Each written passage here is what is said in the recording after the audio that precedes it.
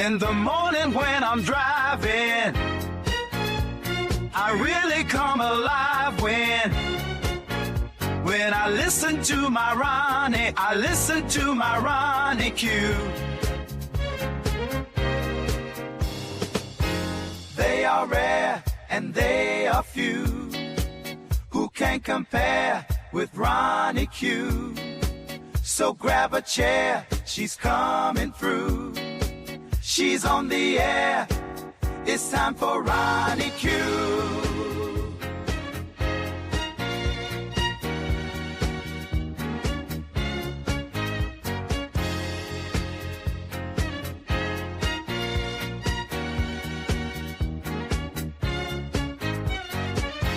They are rare and they are few who can compare with RonyiQ.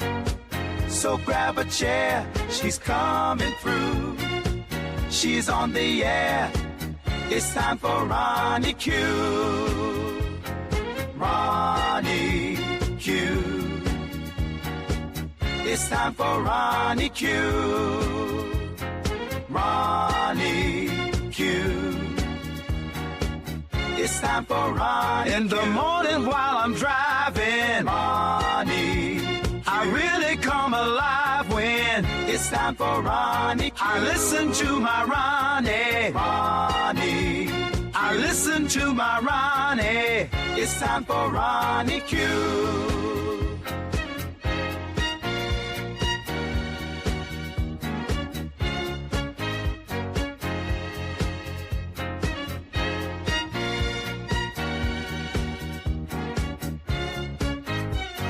Take a seat and go meet Ronnie. Sweet, sweet, sweet, sweet Ronnie. No day complete without my Ronnie. She can't be beat. Sweet, sweet Ronnie. Grand rising, grand rising. Thank you guys for being here with me. Hit the like button when you get to a point where you like what you're hearing.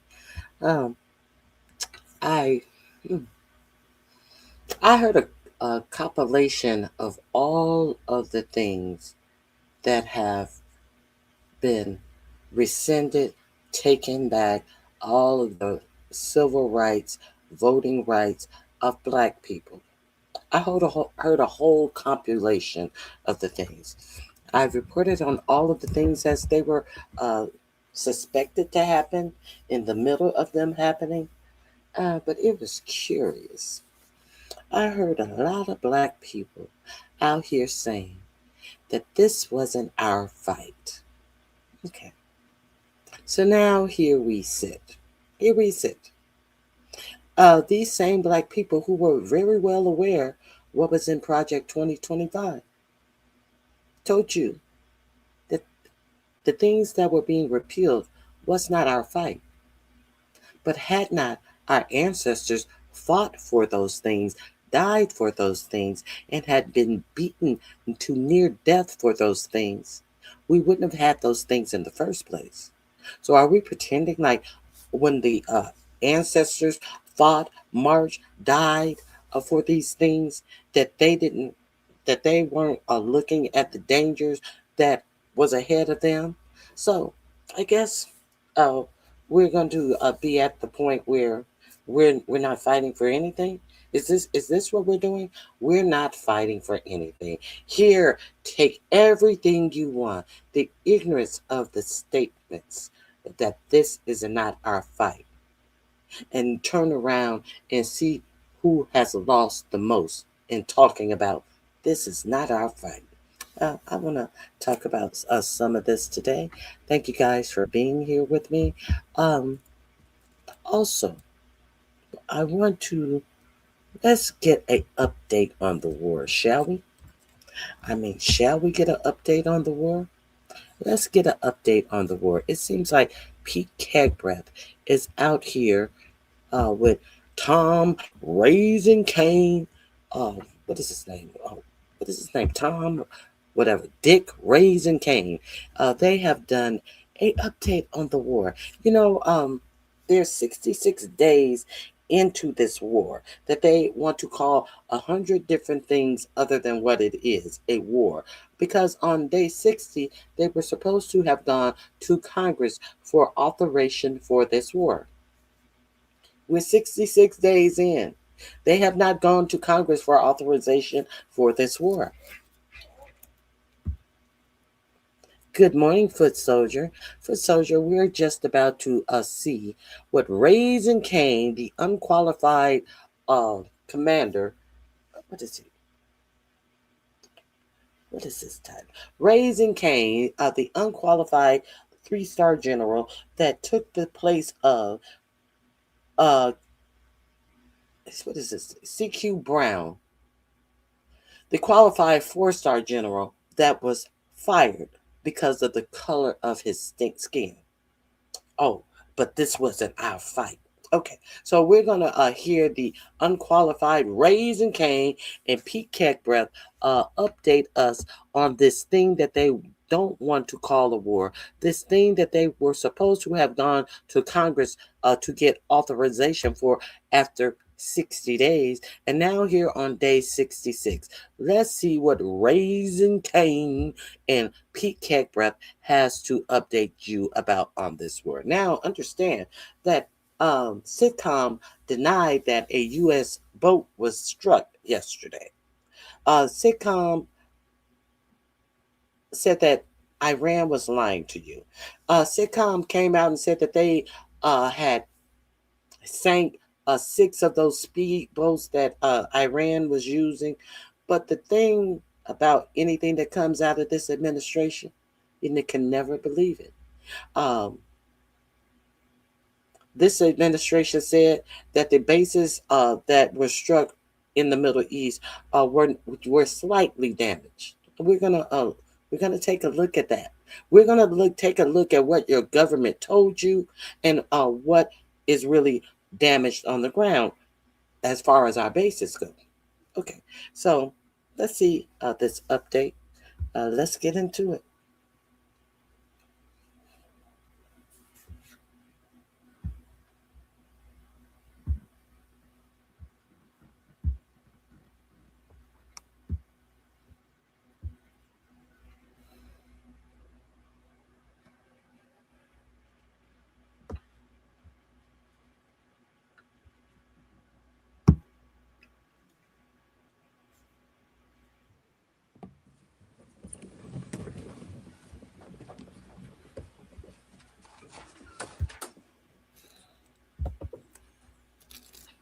Well, as you know, President Trump has directed U.S. Central Command to restart the free flow of commerce through the Strait of Hormuz under the umbrella of Project Freedom.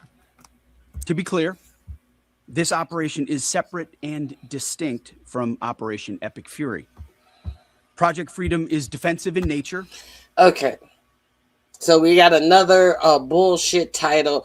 Operation this, Operation Epic Fury, Operation Freedom, Operation we're going to blockade the but I thought that you were going to blockade the Strait of Hormuz as long as Iran was. I thought that was doing the job. I thought that was the answer. So now the president has demanded that there be a free flow of products going through the Strait of Hormuz.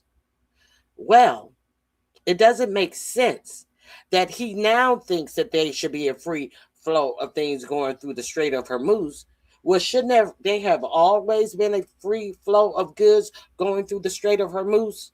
Well, if so, why did you guys blockade it and thought that you made a point in blockading it? How come you didn't open up the Strait of Hormuz when you were sitting up there talking about you were blockading it so Iran ships couldn't get through? If the free flow of goods should have gone through the Strait of Hormuz all the time, what did that blockade that the U.S. reported that they were doing, as if they were doing anything?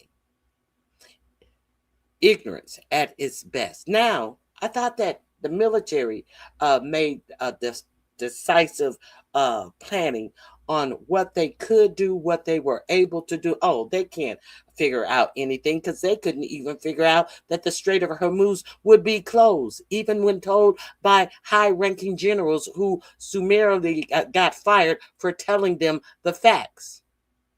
This is why we're in the position we are today. I digress. Let me hear what he has to say. Focused in scope and temporary in duration, with one mission. To be clear, this operation is separate and distinct from Operation Epic Fury. Project Freedom is defensive in nature, focused in scope, and temporary in duration, with one mission: protecting innocent commercial shipping from Iranian aggression. American forces won't need to enter Iranian waters or airspace. It's not necessary. We're not looking for a fight. So you're looking to be defensive, but you're not looking for a fight. You're not gonna cross the lines that Iran told you better not cross. We don't need to enter their water. We don't need. No, you made the decision that you don't need to enter their waters, or were you told yesterday when they were striking you, do not enter these waters, turn around, and you turned your asses around? Is that, which one is it? Oh, we don't need to enter the Iranian waters, but you tried to yesterday, and you quickly got turned around, and you did what? You quickly turned around, but you're not telling the people this. Is that what I'm getting? Okay, let's continue. But Iran aggression. American forces won't need to enter Iranian waters or airspace. It's not necessary. We're not looking for a fight, but Iran also cannot be allowed to block innocent countries and their goods from an international waterway. Iran is the clear aggressor, harassing civilian vessels, threatening mariners. But didn't Donald Trump just tell us over the weekend that Americans are like pirates and it's fun loading ships and taking all their things? But Iran is the aggressor. Why is Iran even blocking the Strait of Hormuz? Because they're being aggressive? Or is this their war tactic that is working? Now you're being defensive. You're on the defense after your president just said that Americans were pirates over there loading ships and taking all the oil. You can't have it both ways. You cannot have it both ways. You just said you don't have to enter Iranian waters. So if it's Iranian's water, who then are you to say what ships need to pass through? We don't have to enter Iranian water, but the pathway has to be opened up. What you just said is their water. So who are you to decide what they do with their waters? I don't get it. We're not looking for a fight, but Iran also cannot be allowed to block innocent countries and their goods from an international waterway. Iran is the clear aggressor, harassing civilian vessels, threatening mariners from every nation indiscriminately, and weaponizing a critical choke point for its own financial benefit, or at least trying to. For too long, Iran has been harassing ships, shooting at civilians. Is that illegal? Is it illegal to attack innocent countries for your own financial benefit? According to our current president, that's legal. That is very legal. Look at what you guys have done and are still doing over in Venezuela. Are you serious? Get the fuck out of my face. Tankers from all nations and trying to impose a tolling system. Iran's plan, a form of international extortion, is... But, okay. So Iran said that they have set up a plan to charge a toll for every ship that comes through the toll. And what did President Trump say to that idea? Well, maybe we can get in on the toll with them and we can split the toll. But now, all of a sudden, when you realize how stupid that sounded and how Iran would never let you in on this toll thing, now all of a sudden it's aggression. This same toll idea. It seems like 4547 is pissed that he didn't think of it first.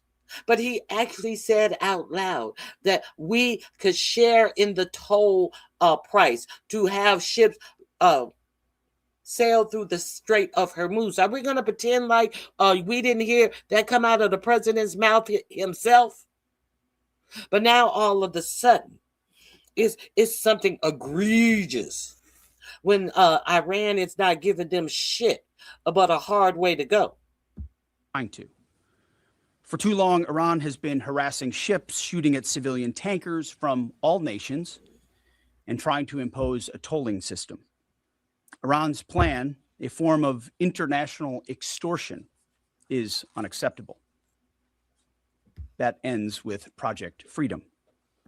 2 U.S. commercial ships, along with American destroyers, have already safely transited the strait, showing the lane is clear. We know the 2 whole ships. Are you kidding me? You mean to tell me 2 whole ships have gone through showing that the lane is clear? Well, motherfucker, if the lane was clear, all of them ships that are sitting up on each side of the Strait of Hormuz, which regularly passes up to and above 100 ships a day. If it's totally clear and these 2 ships are shown that it's totally clear, what the fuck we talking about then? Hundreds of ships should be passing. All of these ships that are piled up in a traffic jam on each side. 2 ships, how come not 202 ships? If they show that it's clearly open. Now who you believing? If it is truly open, what are you announcing?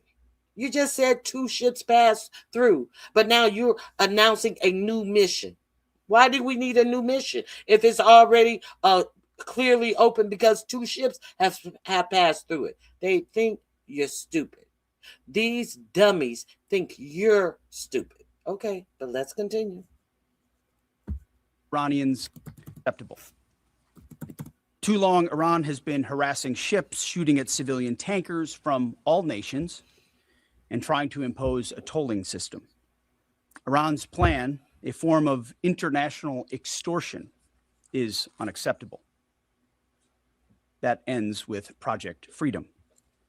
2 U.S. commercial ships, along with American destroyers, have already safely transited the strait, showing the lane is clear. We know the Iranians are embarrassed by this fact. They said they control the strait. They do not. So American ships led the way, commercial and military, shouldering the initial risk from the front, as Americans always do. And right now, hundreds more ships from nations around the world are lining up to transit. CENTCOM, along with partner nations, is in active communication with hundreds of ships, shipping companies, and insurers. All of these ships from all around the world want to get out of the Iranian trap that they have been stuck inside. As a direct gift from the United States to the world, we have established a powerful red, white, and blue dome over the strait.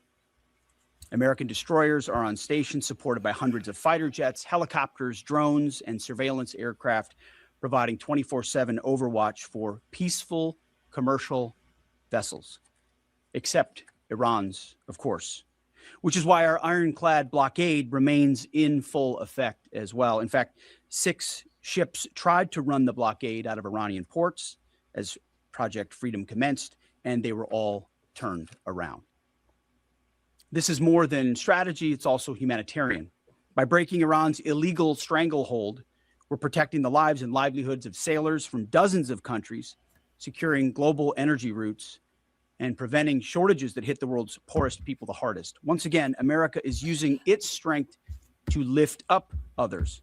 So, he's saying that America is using its strength to lift up the poorest people, to save the lives of the poorest people, because all this horrible Iran, who has outmaneuvered us in a war of choice.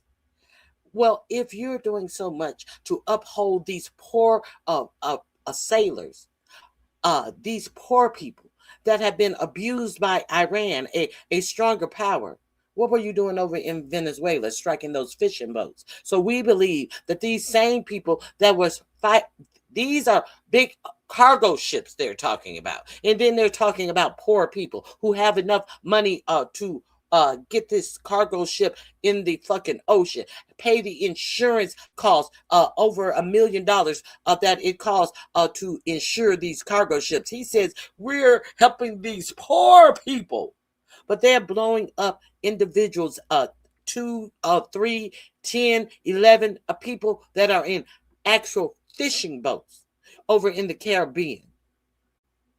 This is coming out of this man's mouth. Let's hear this again. This is more than strategy, it's also humanitarian. By breaking Iran's illegal stranglehold, we're protecting the lives and livelihoods of sailors from dozens of countries, securing global energy routes, and preventing shortages that hit the world's poorest people the hardest. Once again, America is using its strength to lift up others. Iran is trying to... I digress. He said that we're making sure that the global energy will not affect the poorest people. But you don't care about poor people because you've blown up poor people in the Caribbean. We're pretending like we care about poor people. No, you don't care about no poor people. You over there blowing up people from Caribbean nations. Oh, they're black. These people are mostly Muslim that you're striking over here. But the energy is cutting out the wealth from our oil companies.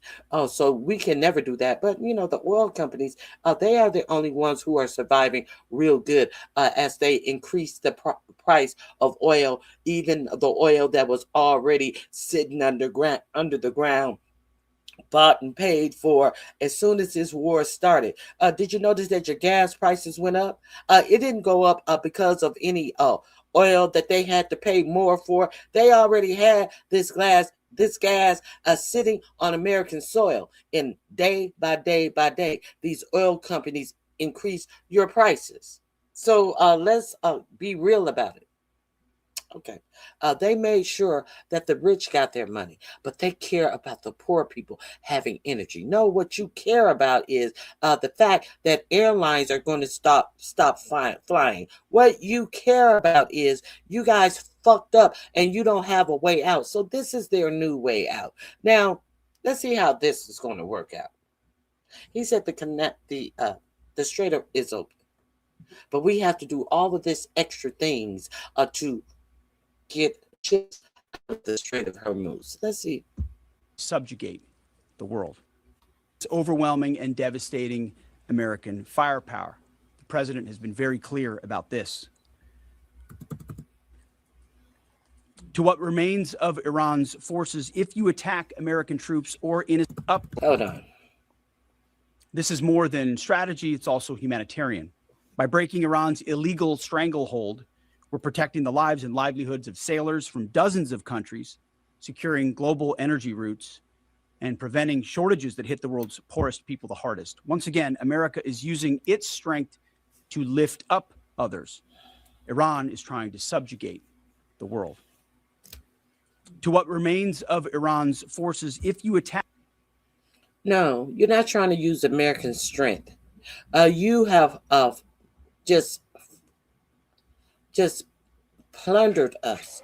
Any strength that we have, any respectability that we have. Let's be real clear. America's not, in my opinion, it's not winning this war that they don't want to even call a war. Look at this fool. Look at this fool. He even looks like a snake. Let's continue. American troops or innocent commercial shipping, you will face overwhelming and devastating American firepower. The president has been very clear about this. We prefer this to be a peaceful operation, but are locked and loaded to defend our people, our ships, our aircraft, and this. I thought we were defending ships from all nations. Now he can't even keep the story right. I thought that we were making sure that ships from all nations are able to go through the straits, but we are protecting our ships. Are this? He's an idiot, and he's actually reading this. So someone actually wrote this down. Did anyone proofread it? It has gone from allowing passage of all nations through the strait that he initially said that was their waters. Now it's we're protecting our ships. You're not protecting anything. Oh, is he saying that we're protecting our ships?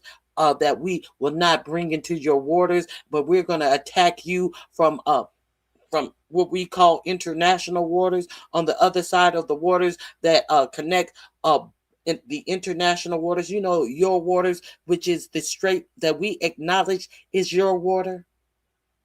So there's international water on the left. There's the Strait of Hormuz that connects to the international water on the right. So we are going to make sure that we get these ships from one international water to the next international water, going through what we already said was your water. Okay, let's see how that works. Mission without hesitation. To Iran, let innocent ships pass freely. These international waters belong to all nations, not to Iran to tax, toll, or control. To our partners, allies, and the rest of the world, this is a temporary mission for us. As I've said before, the world needs this waterway a lot more than we do. We're stabilizing the situation so commerce can flow again, but we expect the world to step up. At the appropriate time and soon, we will... Oh, the world needs it more than we do. So, y'all said y'all can come home anytime you want to. Y'all said y'all have completed all your missions. If the world needs it more than us, why are we spending our treasure? Why are we eliminating the remainder of the few munitions that we have left in our stockpile after this foolish war of folly? Huh? The world needs it. They said a South Korean a vessel was struck yesterday. So, and your president said that maybe South Korea should come and help with the fight. Now, here it is today.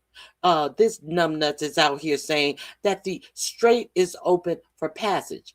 Is it open for passage before or after that ship from South Korea got struck by Iran? And then now the president is saying South Korea should come help the Americans open the strait. See, it's the things that they're not saying that are already in public knowledge. Well, the public that chooses to be knowledgeable. But let's continue. Hand responsibility back to stabilizing the situation so commerce can flow again, but we expect the world to step up. At the appropriate time and soon, we will hand responsibility back to you. To the incredible Americans executing this mission right now, simply thank you. Your current crime mission for us. As I've said before, the world needs this waterway a lot more than we do. We're stabilizing the situation so commerce can flow again, but we expect the world to step up. At the appropriate time and soon, we will hand responsibility back to you. We're stabilizing this waterway for you, but we have expectations of you that we didn't even have of ourselves. Because if we had expectations of ourselves, this waterway would not have never been blocked. If we had expectations of ourselves, of us following good, reasonable orders by experienced generals, we would not have even had this strait blocked.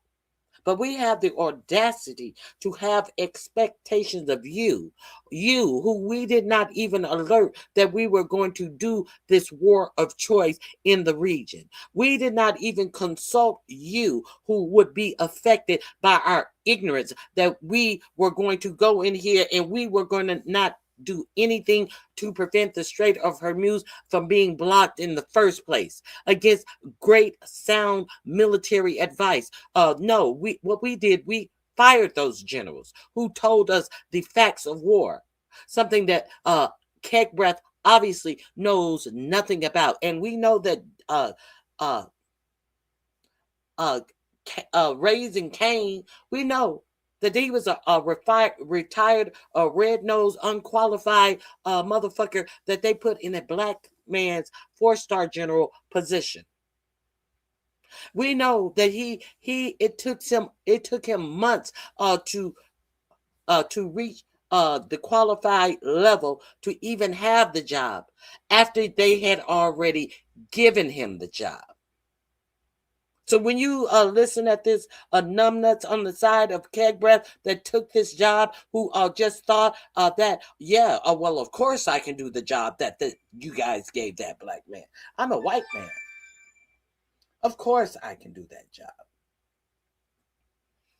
And then it took him months after having the job to get qualified for the position. You know, that position that Keg Breath said that people in the service will only be promoted on their merits. He had no merits to be in this position. So I can't wait to hear from this meritless clown, Raising Cain, as well. But I will give Raising Cain one benefit. One benefit that Raising Cain does. He respects the military. He respects the people that they have out there fighting. To the incredible Americans executing this mission right now, simply thank you. Your courage, your readiness, your unmatched professionalism and precision are why the world can breathe easier today and every day. You are and always will be the greatest fighting force in human history, unmatched. Hyperbole.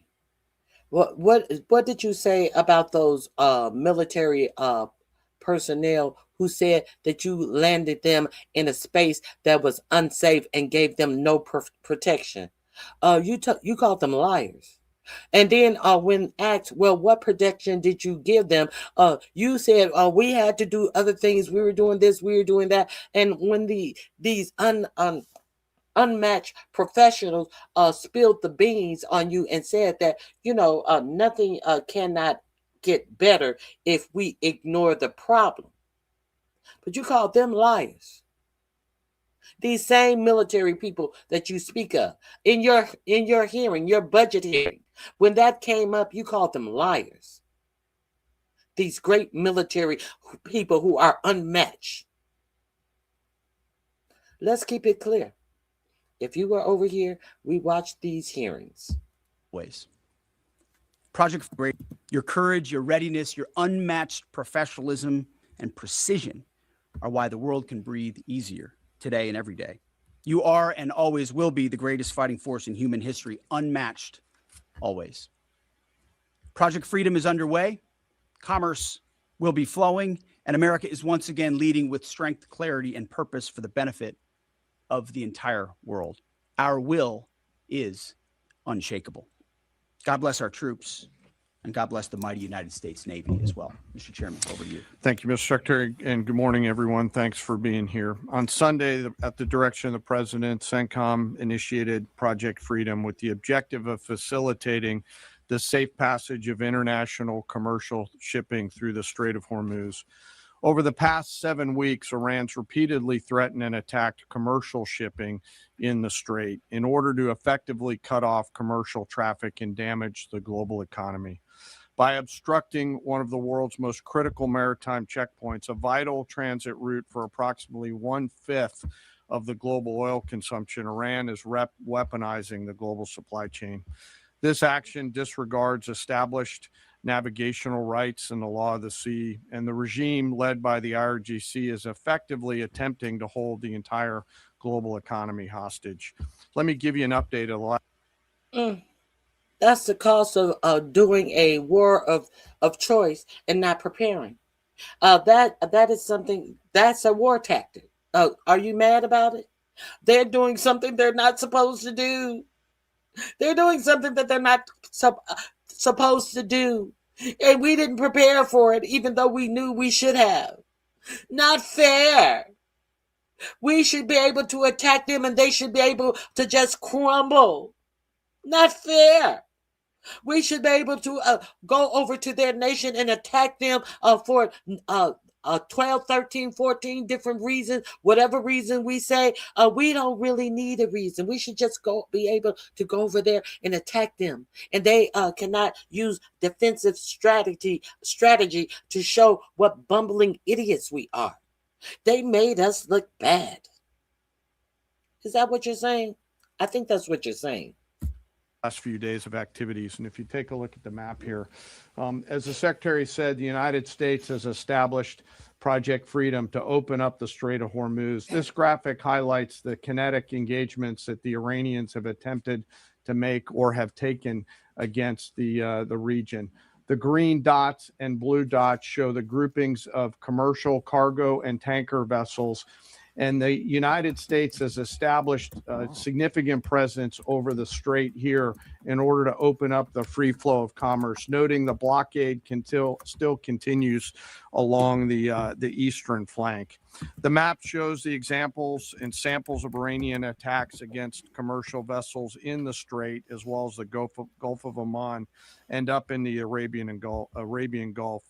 Since the ceasefire was announced, Iran has fired at commercial vessels 9 times and seized 2 container ships. And they've attacked U.S. forces more than 10 times, all below the threshold of restarting major combat operations at this point. You can also see the group of tankers and cargo vessels in the U.S. blockade line, as I mentioned. As a result of Iran's indiscriminate attacks across the region, there are currently 22,500 mariners embarked on more than 1,550 commercial vessels trapped in the Arabian Gulf, unable to transit.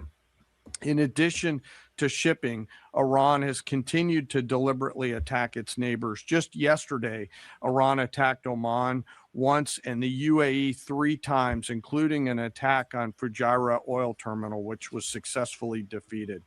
They also launched cruise missiles, drones, small boats. So why was that oil terminal shown to be on fire? And we're going to talk about that as well. This is what your military is denying has happened. There are pictures of this oil terminal definitely on fire. Oh, what? They did it to themselves? Or you did it to them? How is this oil terminal in a massive fire then? I'm curious. U.S. forces defending commercial shipping in the straits, and United States Navy MH-60 helicopters and Army AH-64 Apache helicopters successfully defeated those threats. Thus far, today is quieter. Let me describe this defensive operation just a few clicks down for you. As the Secretary said, Project Freedom is designed to protect commercial shipping and help restore the flow of commerce through the strait and sustain freedom of navigation. CENTCOM has established an enhanced security area on the southern side of the strait that is now protected by U.S. land, naval, and air assets to help defeat further Iranian aggression against commercial shipping. I'd like to share a little bit more about U.S. capabilities, but for operational security purposes, I'm not going to get into specific details out there. On the surface, guided missile destroyers and other warships are detecting and defeating Iranian threats. This includes fast boats and one-way attack drones. In the air, more than 100 fighters, attack aircraft, and other manned and unmanned aircraft synchronized by the 82nd Airborne Division are in the air 24 hours a day, providing defensive overwatch for the enhanced security area and its approaches that I discussed. These forces are comprised of over 15,000 American service members and have established localized air and sea control to protect against Iranian threats. Commercial vessels that transit through the area will see, hear, and frankly feel U.S. combat power around them on the sea, in the skies, and on the radio. And as of this morning, as So go ahead and take the chance and go through. See if an insurance company will insure you to go through waters that we tell you that we will not put our boats in ourselves. Just understand, you're safe. You're safe with us. was mentioned prior. You'll see us in the perimeters and all of that. We got your back. We got you. 2 U.S. flag merchant vessels have transited, and we anticipate more to transit over the coming days. Further up the Gulf, U.S. Naval Forces Central Command continues to work to identify and mitigate any threats.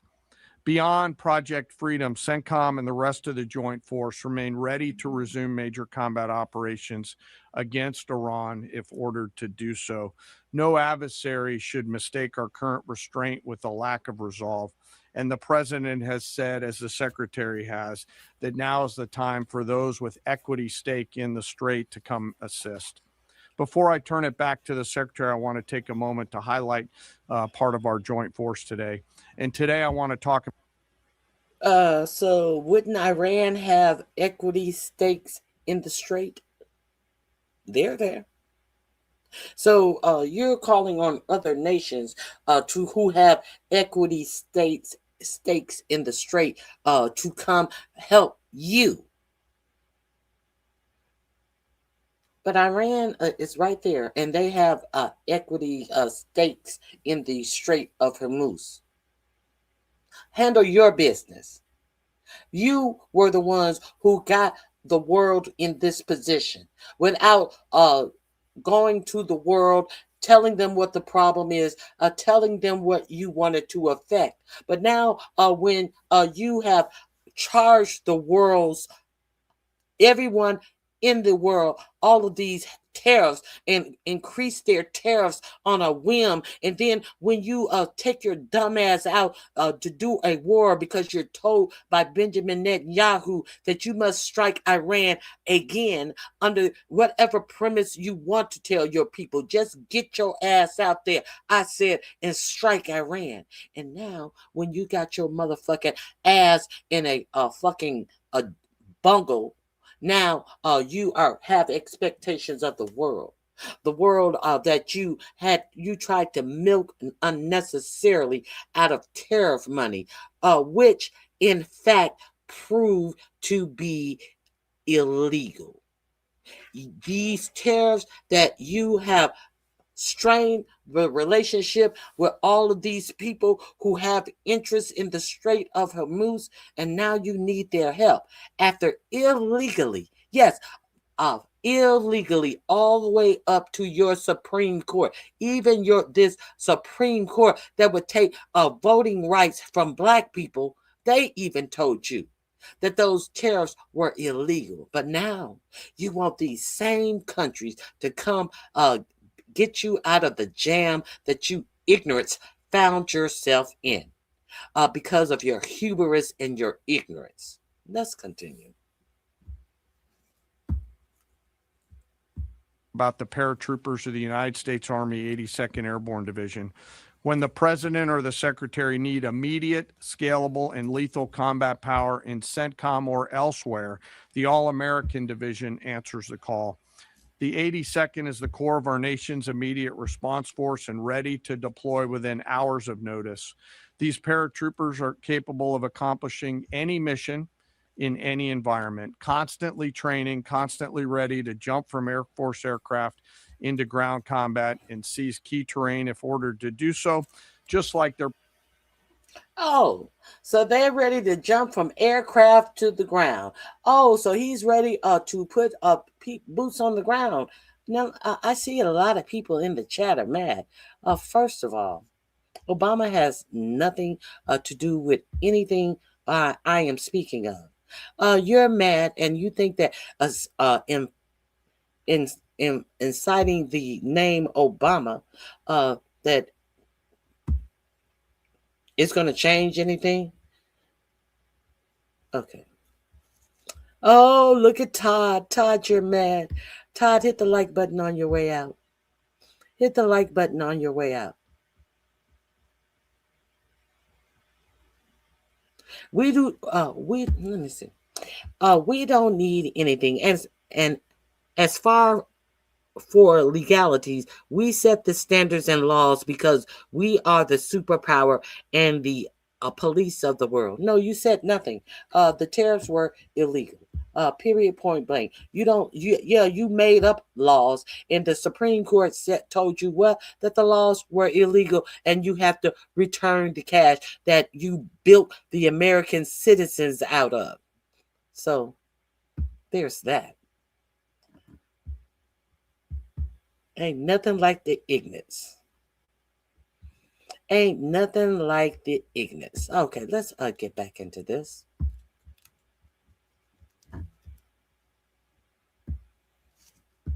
Predecessors did in Sicily and Normandy in World War II, or to secure or enable the systems what we gonna do now? capable of accomplishing combat power in CENTCOM or elsewhere. The All-American Division answers the call. The 82nd is the core of our nation's immediate response force and ready to deploy within hours of notice. These paratroopers are capable of accomplishing any mission in any environment, constantly training, constantly ready to jump from Air Force aircraft into ground combat and seize key terrain if ordered to do so, just like their predecessors did in Sicily and Normandy in World War II, or to secure. Now we are waxing poetically about the 82nd Division. So is this man telling you that he's about to get some of our military lives taken in this war of folly? All of you who's talking about Obama, all of you are down there talking about Obama. But what is the reason that we are over in Iran? You may need to ask yourself that. What has this president done to make sure that you can live freely and peacefully and not under the fucking high prices and unaffordability in your own country? How much money has been put to that task to make sure that the price of everything in the United States don't go up?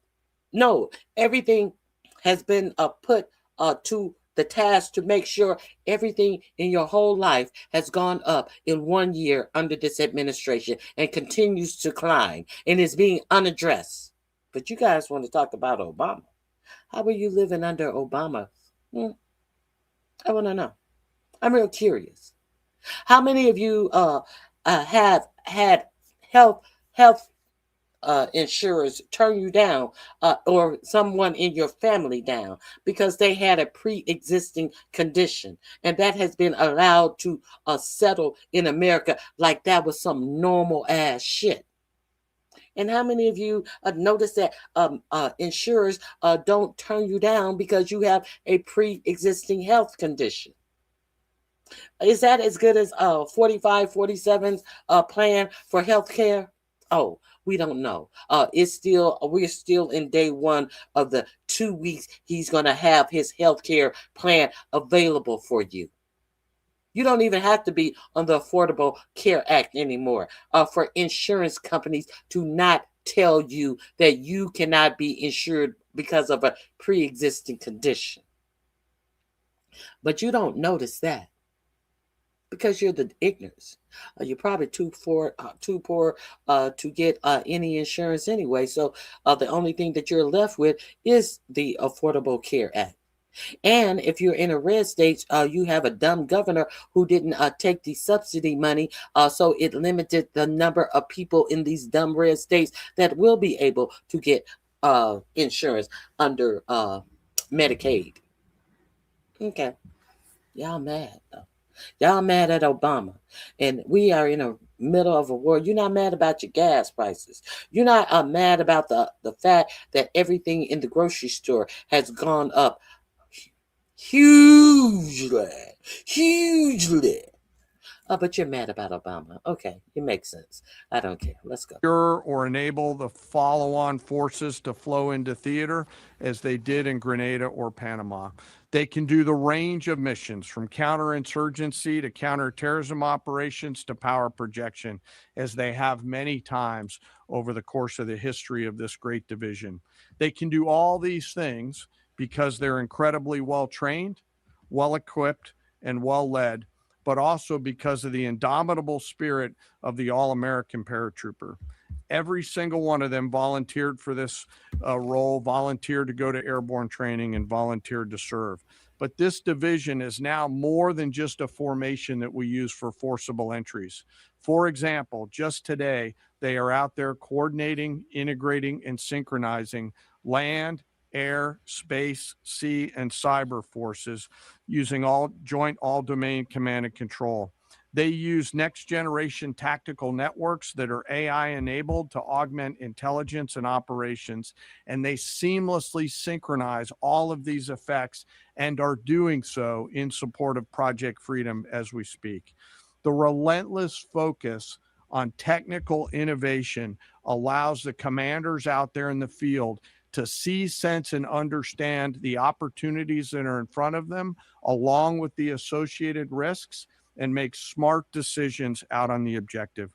With incredible courage, tenacity, and grit, they are going all the way every day. And whenever the nation calls on them, they are there to answer the call. We are grateful for their service and their leadership. Lastly, before I close, as I often do, I want to remember some of our fallen. Today, we remember Sergeant William Rivers, Specialist Brianna Moffett. Now, this is the only credit that I will give him. While Kegbreath has, we are the greatest war force and there's no other war force like us. And this is the only credit that I will give Raising Cane. He pays respect to the fallen. And Specialist Kennedy Sanders of the 718th Engineering Company, U.S. Army Reserves out of Fort Benning, Georgia. They were tragically killed on January 28th, 2024, when attacked by an Iranian-backed proxy force at Tower 22 in Jordan. We continue to carry on their memories. We remember their names. We remember their families. And the Secretary and I are deeply grateful for all of our deployed forces who are out there doing our nation's work. And sir, with that, I'll kick it back over to you. They were killed on January 28th. And here we are on May 5th. As you guys went to war February 28th. And it took you this long to throw their names in the pile? It took you this long? No, I think that right there, that was a prop. General Kane, Raising Cane, you have been to the microphone numerous of times. You've never mentioned this. Suddenly, these soldiers who lost their lives in Jordan in January before we went into this war. You never, you have stepped up to the microphone numerous of times. And now you finally got around to people who lost their lives in January. A convenience. I call this a convenience. I gave you too much credit. But God bless the lives of those lives that were lost. You're stunting now. You're really stunting now. We'll take a few questions. Go ahead. Thank you. Alexandra Ingersoll, One America News. Do you assess, Mr. Secretary, do you assess what's left of this small boat fleet to be a significant threat or a nuisance to be managed? And then secondly, what is your message to critics who say that the U.S. doesn't have a strategy in this mission? Well, any threat needs to be taken seriously. And just like those 6 attack boats that the chairman mentioned were taken seriously and dealt with before there were any real threat to the American military vessels that they were approaching. And that is small craft like that are all that Iran has left. Their ability to get close with a destroyer of the capabilities that we have is limited, but we're going to take it very seriously. And small craft is all they have left. And yet the Strait of Hormuz is closed. So that means they have what they need. Is that what you're saying? Okay, let's continue. Kinetically, quickly. We're not going to allow a threat to gather. And I can tell you, even from just this morning, the strategy remains laser focused. In fact, what I think you see from Project Freedom is that we're not allowing ourselves to get distracted. This is a separate. Nobody knows what these Project Freedom, Project Epstein, Project this. Nobody's keeping pace. As you can see, differently from Project Freedom. What the fuck was Project Freedom again? This is we trying to separate this up into a different distinct entities of war, and not war. Trying to separate this war up into distinct different categories of attack modules or whatever the fuck you trying to do. This is one war. Nobody is distinguishing Operation Freedom from Operation Epstein, from Operation I'm a dumb fuck. Nobody's separating your dumb actions into different operations. This is one operation. This is an operation in futility for the United States military. This is what this is. Distinct effort, temporary nature that we plan to hand over the world. The world has expressed a desire to be a part of this, as is. Have they? The world has expressed a desire to be part of this. So therefore, where are the rest of the world, since they have expressed this desire? If they had a desire to be part of it, they would be part of it. Plain and simple. I thought you had expectations of other nations. You just said that you have expectations of other nations to come and help you out. But now, all of a sudden, 5 minutes later, other nations already want to be a part of this. Which one is it? We know which one it is, because no other nation is a part of this. Even your boss who got America into this mess. Where are the Israeli boats? Where are the Israeli ships? But you have expectations of people who have interest in that region. Wouldn't that be Israel too?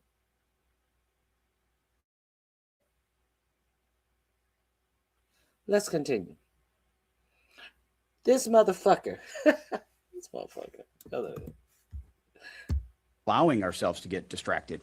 This is a separate and distinct effort, temporary nature that we plan to hand over the world. The world has expressed a desire to. This is a separate and distinct mission. This is the language that they are trying to use on you. This is separate and distinct. So therefore, these are individual little missions that we're going on. So therefore, we don't need congressional approval, because this is not a war. This is how we get out of getting congressional approval. And we can come back to Congress when we tell them that instead of the $1 trillion budget we are using this year, next year, we need $1.5 trillion. We go to Congress to get more money, but we don't go to Congress to do the things that we are legally supposed to do. After 16 days of these individual little skirmishes that we are not calling war, so we can create another skirmish in the middle of the first and second skirmishes that we are still in, and we think we're going to continue to extend this 60 days. Well, technically, Operation Freedom started on May 5th, so we have 60 days from here. You see the bullshit that they're trying to pull? They have 5 days beyond the time that they had this first 60 days of this first strike. They are 5 days beyond, and they have still not gone to Congress for approval for this war. But no, this is a total separate little thing, and it's just temporary. Well, I thought the whole mission was temporary. I thought that we were going to be out of here in 3 to 4 weeks, 5 weeks tops. And now we are, oh no, this is bullshit. This is bullshit. This is what this is. It's bullshit.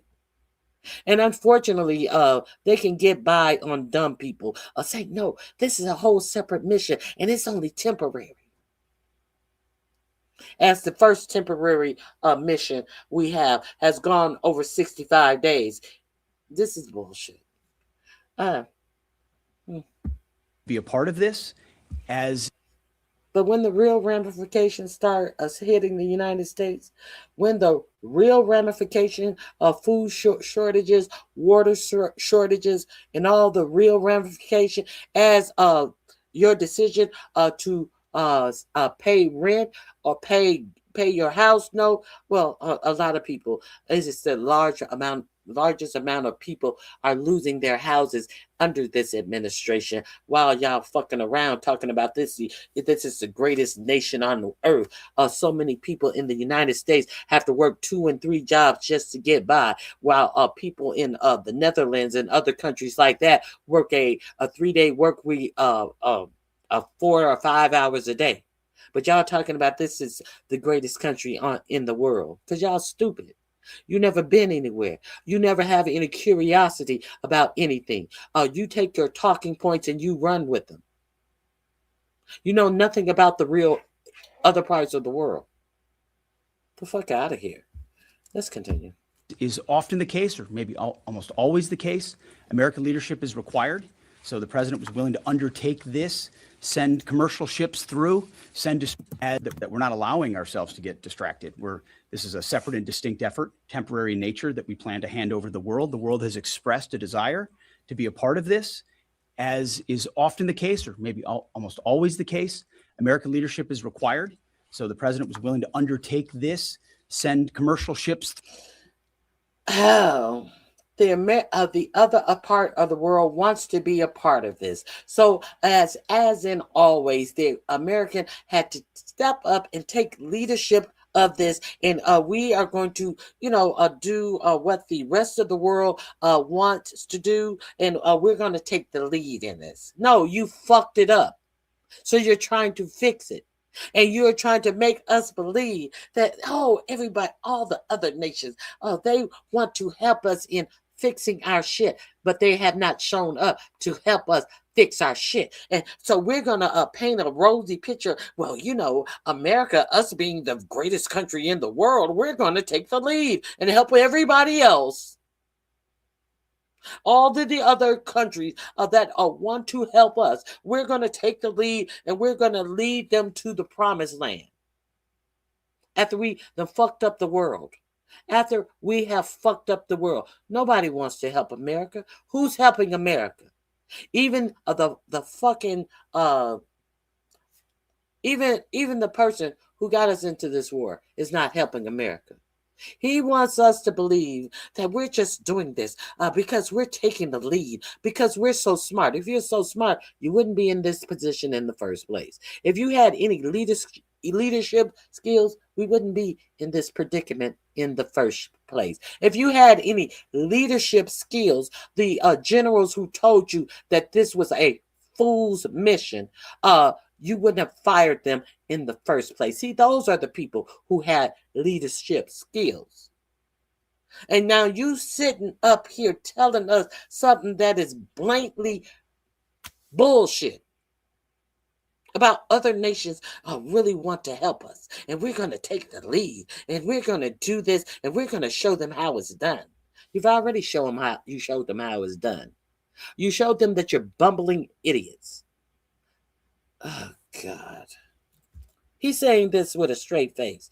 Oh, press, we really need a real press corps. Of this, as is often the case, or maybe almost always the case, American leadership is required.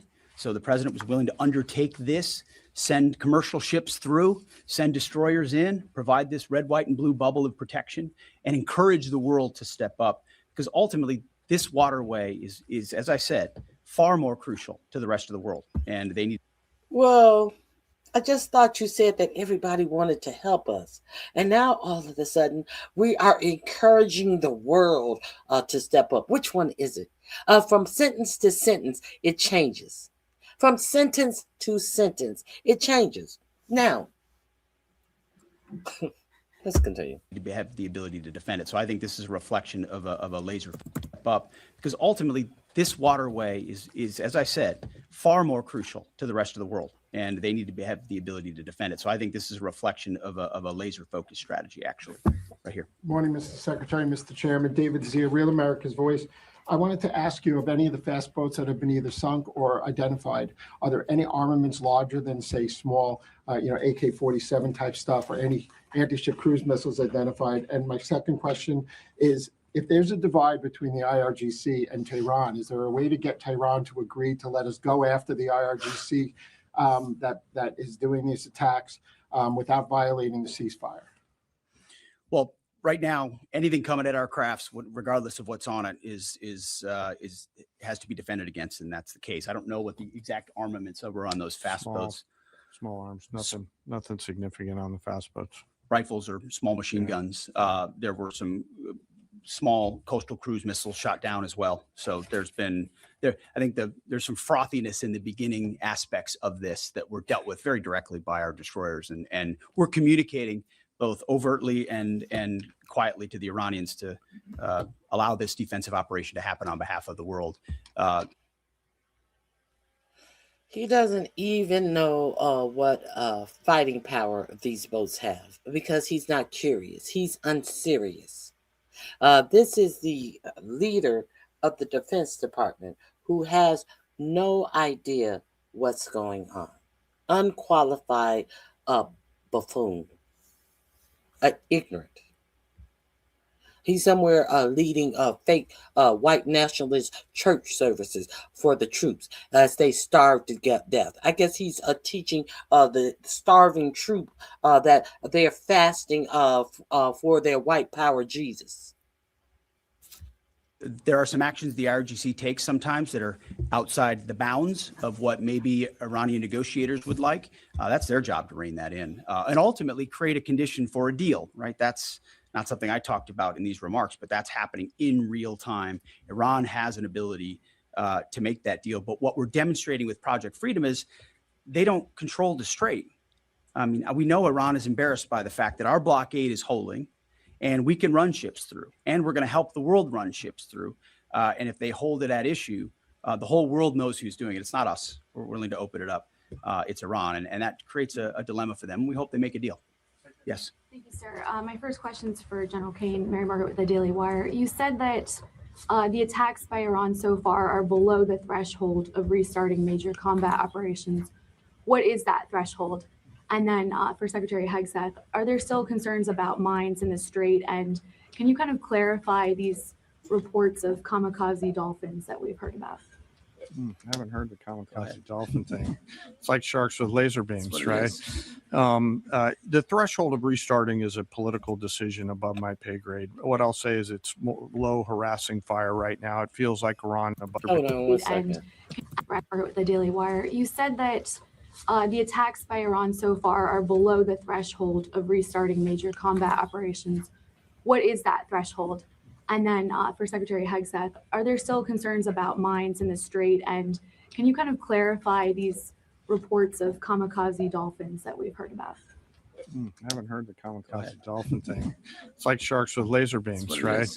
The threshold of restarting is a political decision above my pay grade. What I'll say is it's low harassing fire right now. It feels like Iran is grasping at straws to try to do something across the southern flank. Actually, it doesn't seem like that at all. Actually, it seems like the United States is grasping at straws, trying to say, well, 2 boats passed through, so the strait is open. It seems like we're the one who is grasping at straws with this new mission. This is a separate and distinct mission, and it's going to be a short mission on top of the mission, on top of the other mission, and the original mission. It seems like the United States is the one who is grasping at straws. Let's be real clear. Talking about what you expect from other nations and who should come in because South Korea, your boat was struck, so you should be in here. And your president actually said that China has a interest in.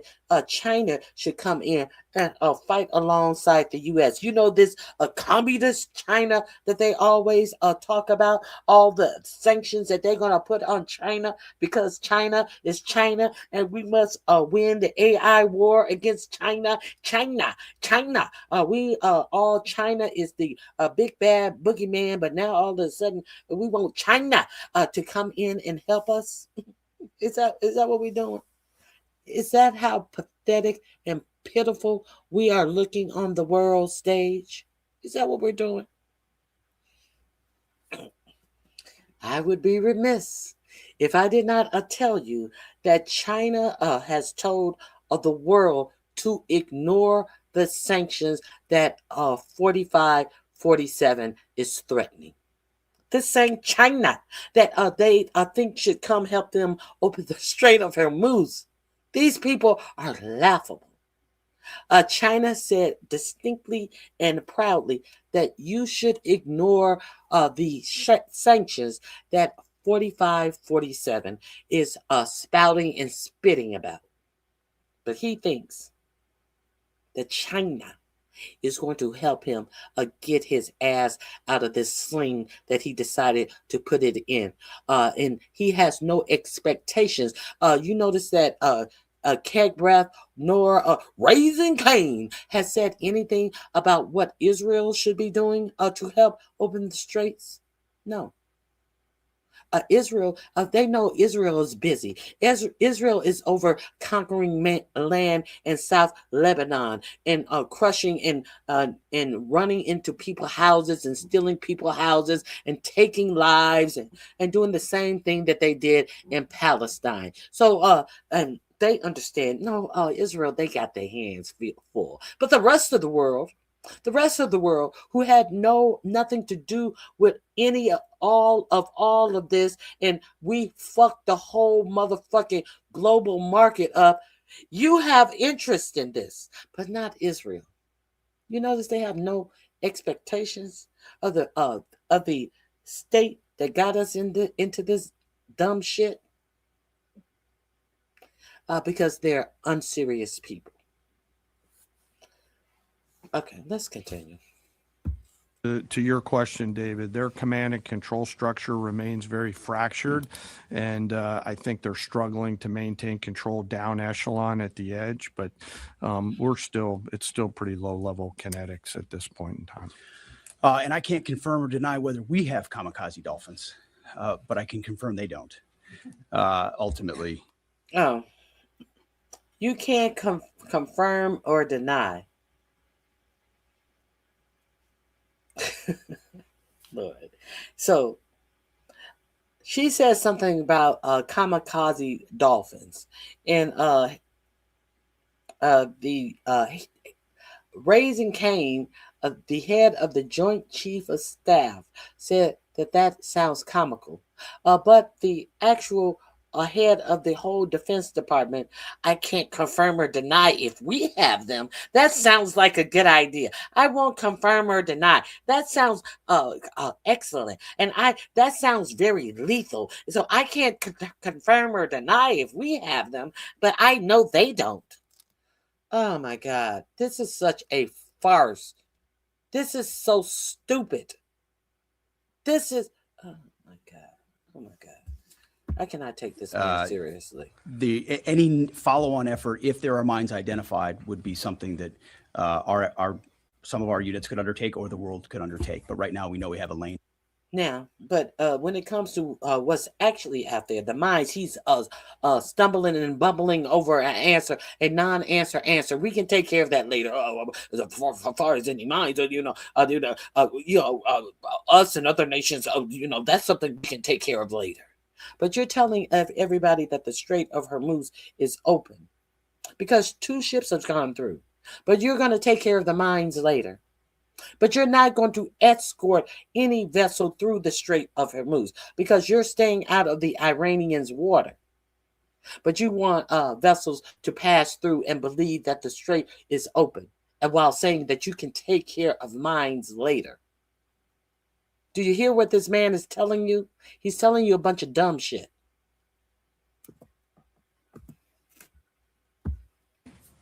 any follow-on effort, if there are mines identified, would be something that some of our units could undertake or the world could undertake. But right now, we know we have a lane of safe passage that commercial shipping can flow through.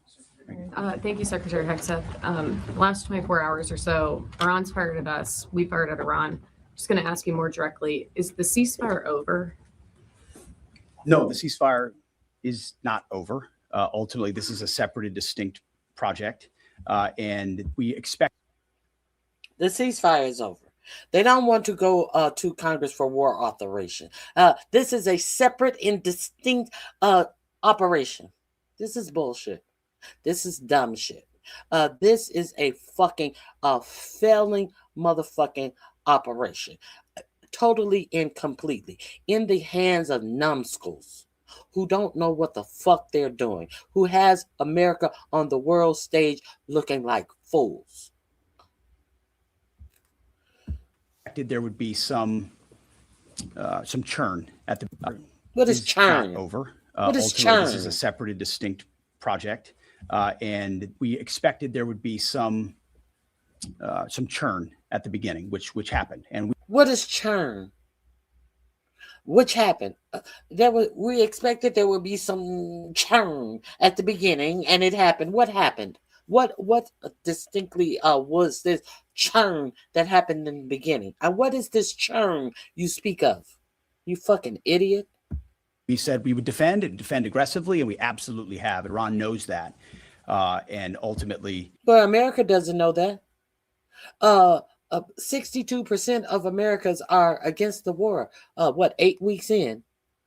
Well, how come if Iran knows that, why don't America know that? How come the American people don't know that? the president's going to make a decision whether anything were to escalate into a violation of a ceasefire. But certainly, we would urge Iran to be prudent. Oh, so it's upon us the draft dodger to determine when the ceasefire has been breached. But it's not up to the people who have dedicated their lives to military service to tell you numbnuts when a ceasefire has been breached. Okay, I got it. It's up to the draft dodger, a 5-time draft dodger, to tell you what the next mission that the service should take.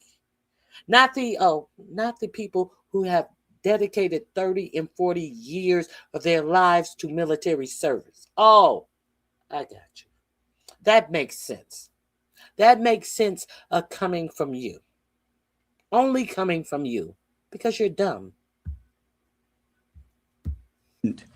In the actions that they take to keep that underneath this threshold. Decision whether anything were to escalate into a violation of a ceasefire. But certainly, we would urge Iran to be prudent in the actions that they take to keep that underneath this threshold. This is about the straits. This is about freedom of navigation. This is about international waterways. This is about free flow. The straits. This is not about the straits. This is about you attacking Iran. And that is what the strait is about. The straits are about you going and striking Iran. The straits are about your initial mission that got the straits closed. This is not a separate issue from the fact that you are the reason that the straits have been closed because you didn't make preparations which any good Secretary of Defense would have, knowing that they were going in and knowing that it was a possibility that Iran would close down the straits. So therefore, they would have had a plan to prevent it. No, this is not a straight and a separate and distinct issue. This is the issue that you created.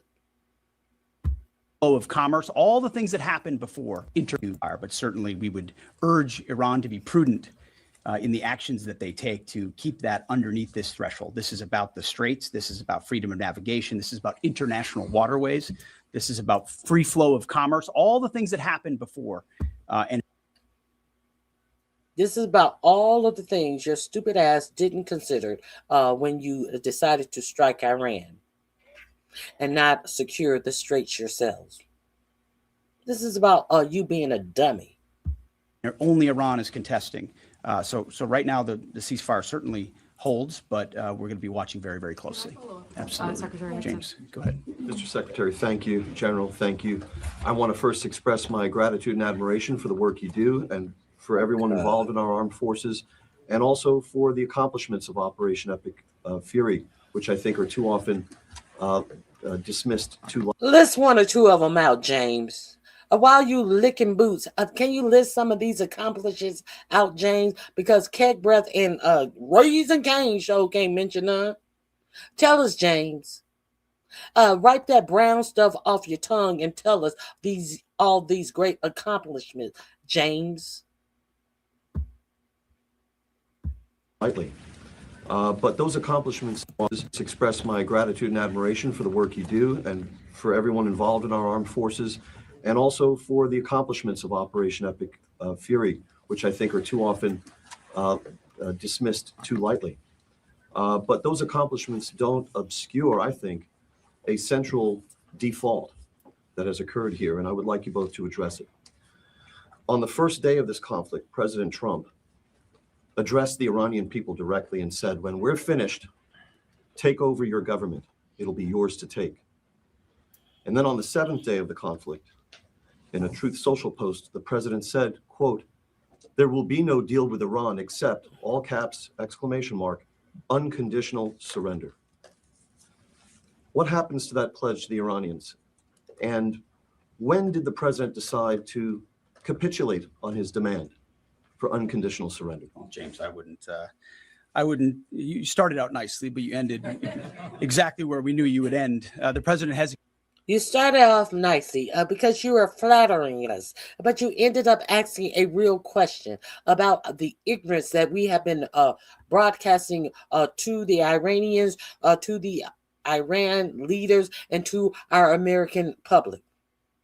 And I don't have the answer to that, James, because I'm a sycophant and I just do what the war, that draft dodging president tell me to do. And even though these things that he is asking me to do, the real experienced generals tell me that this is impossible, I come out here and I tell you that we're doing this, and when it fails, I make up excuses and I blame other people and I blame other nations, and I have expectations of people and nations that don't have shit to do with our object failure, and I expect you to buy it, because the real people I am talking to is the MAGA ignorance. And as long as these 31% of MAGA ignorance falls for it, I feel my job is done. That's the answer. Capitulated on anything. Unconditional surrender. Well, James, I wouldn't, you started out nicely, but you ended exactly where we knew you would end. The president hasn't capitulated on anything. He holds the cards. We maintain the upper hand, and Project Freedom only strengthens that hand. And so he will ensure that whatever deal is made or whatever end state is reached creates ensuring that Iran never has a nuclear weapon, which is number one, and he's been focused on that, and the deal and discussions are centered on that. And what the Iranian people take advantage of after the fact is up to them, and he's been very clear about that. And maybe you do it now, maybe it happens later, but ultimately he's also been clear, we're not going to entangle this into some nation-building project. Our objectives are clear. They've been pursued from day one.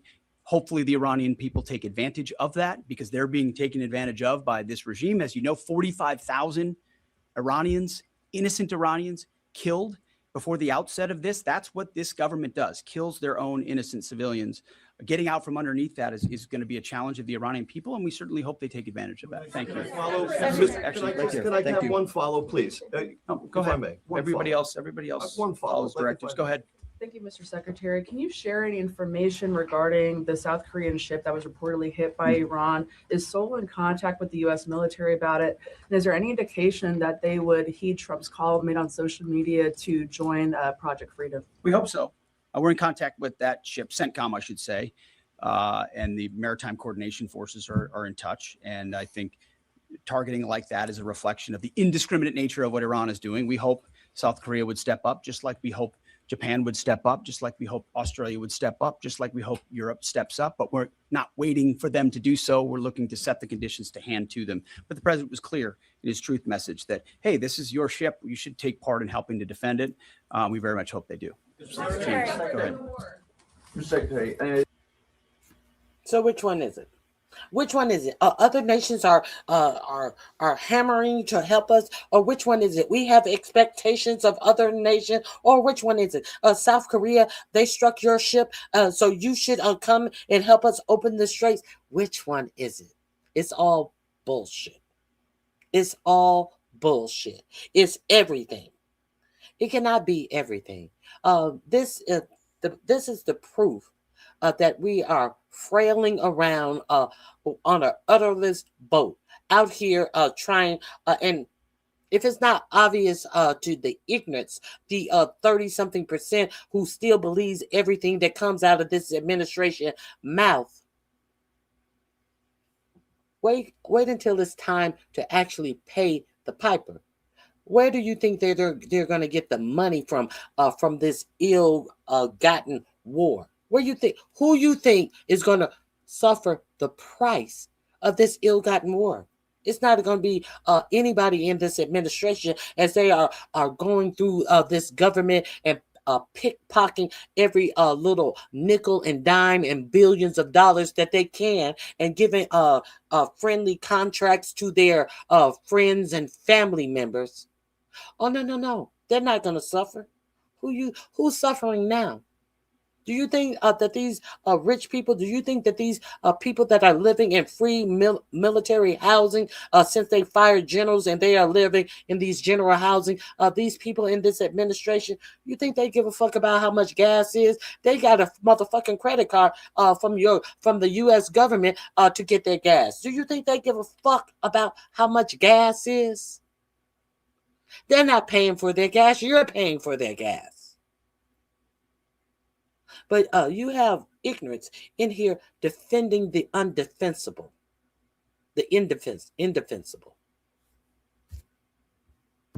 in terms of new U.S. intelligence reports suggest that the timeline for the war in Iran to get a nuclear weapon has not changed since last summer, still at 9 to 12 months. Is that intelligence wrong? How can this be after so much bombing? And for General Kane, going on back onto what you're talking about, the Strait of Hormuz, the president recently said that the blockade is even more effective than bombing.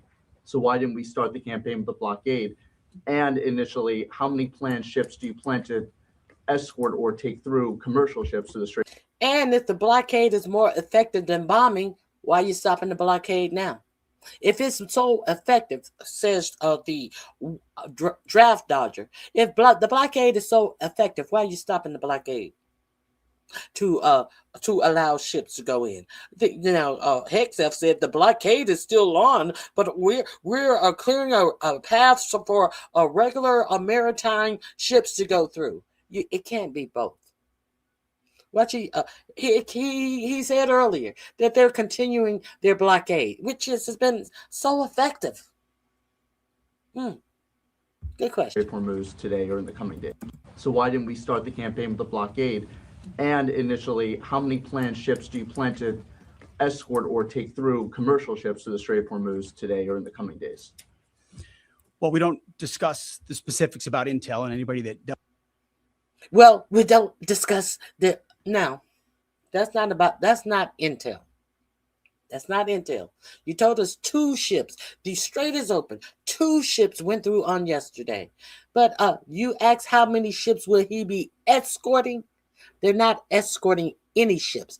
They expect these ships to say, okay, they say the strait is open. Let's give it a try.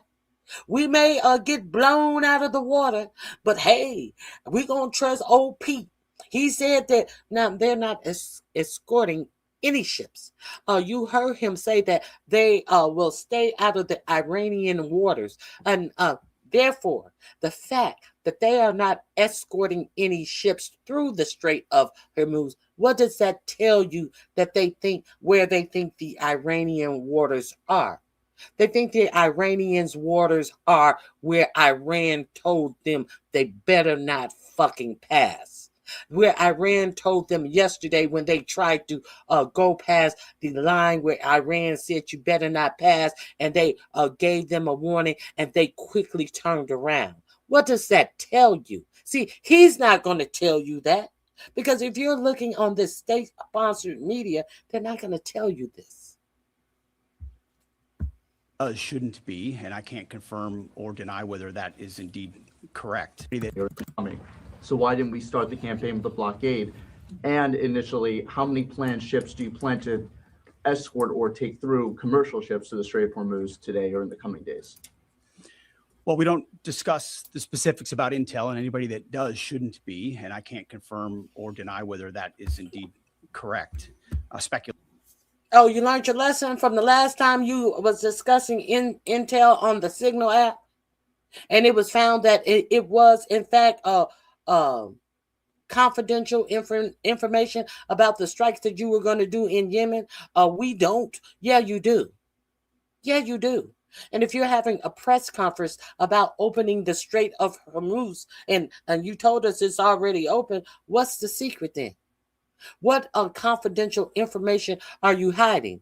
The same motherfucker that was on an unsecure app talking about what time aircraft were going to strike the enemy in Yemen. Now all of a sudden shit is confidential. You have no idea what you're going to do. You're playing it by ear. You're hoping that some ship gets an insurance company to insure them, and they have the balls to try to go through the straits. And you're going to say, hey, look what we did. Let's continue. As far as I'm concerned, coming from you. But ultimately, what Operation Intel, and anybody that does shouldn't be, and I can't confirm or deny whether that is indeed correct. Speculation, as far as I'm concerned, coming from you. But ultimately, what Operation Midnight Hammer did in the obliteration of those facilities was set back their program.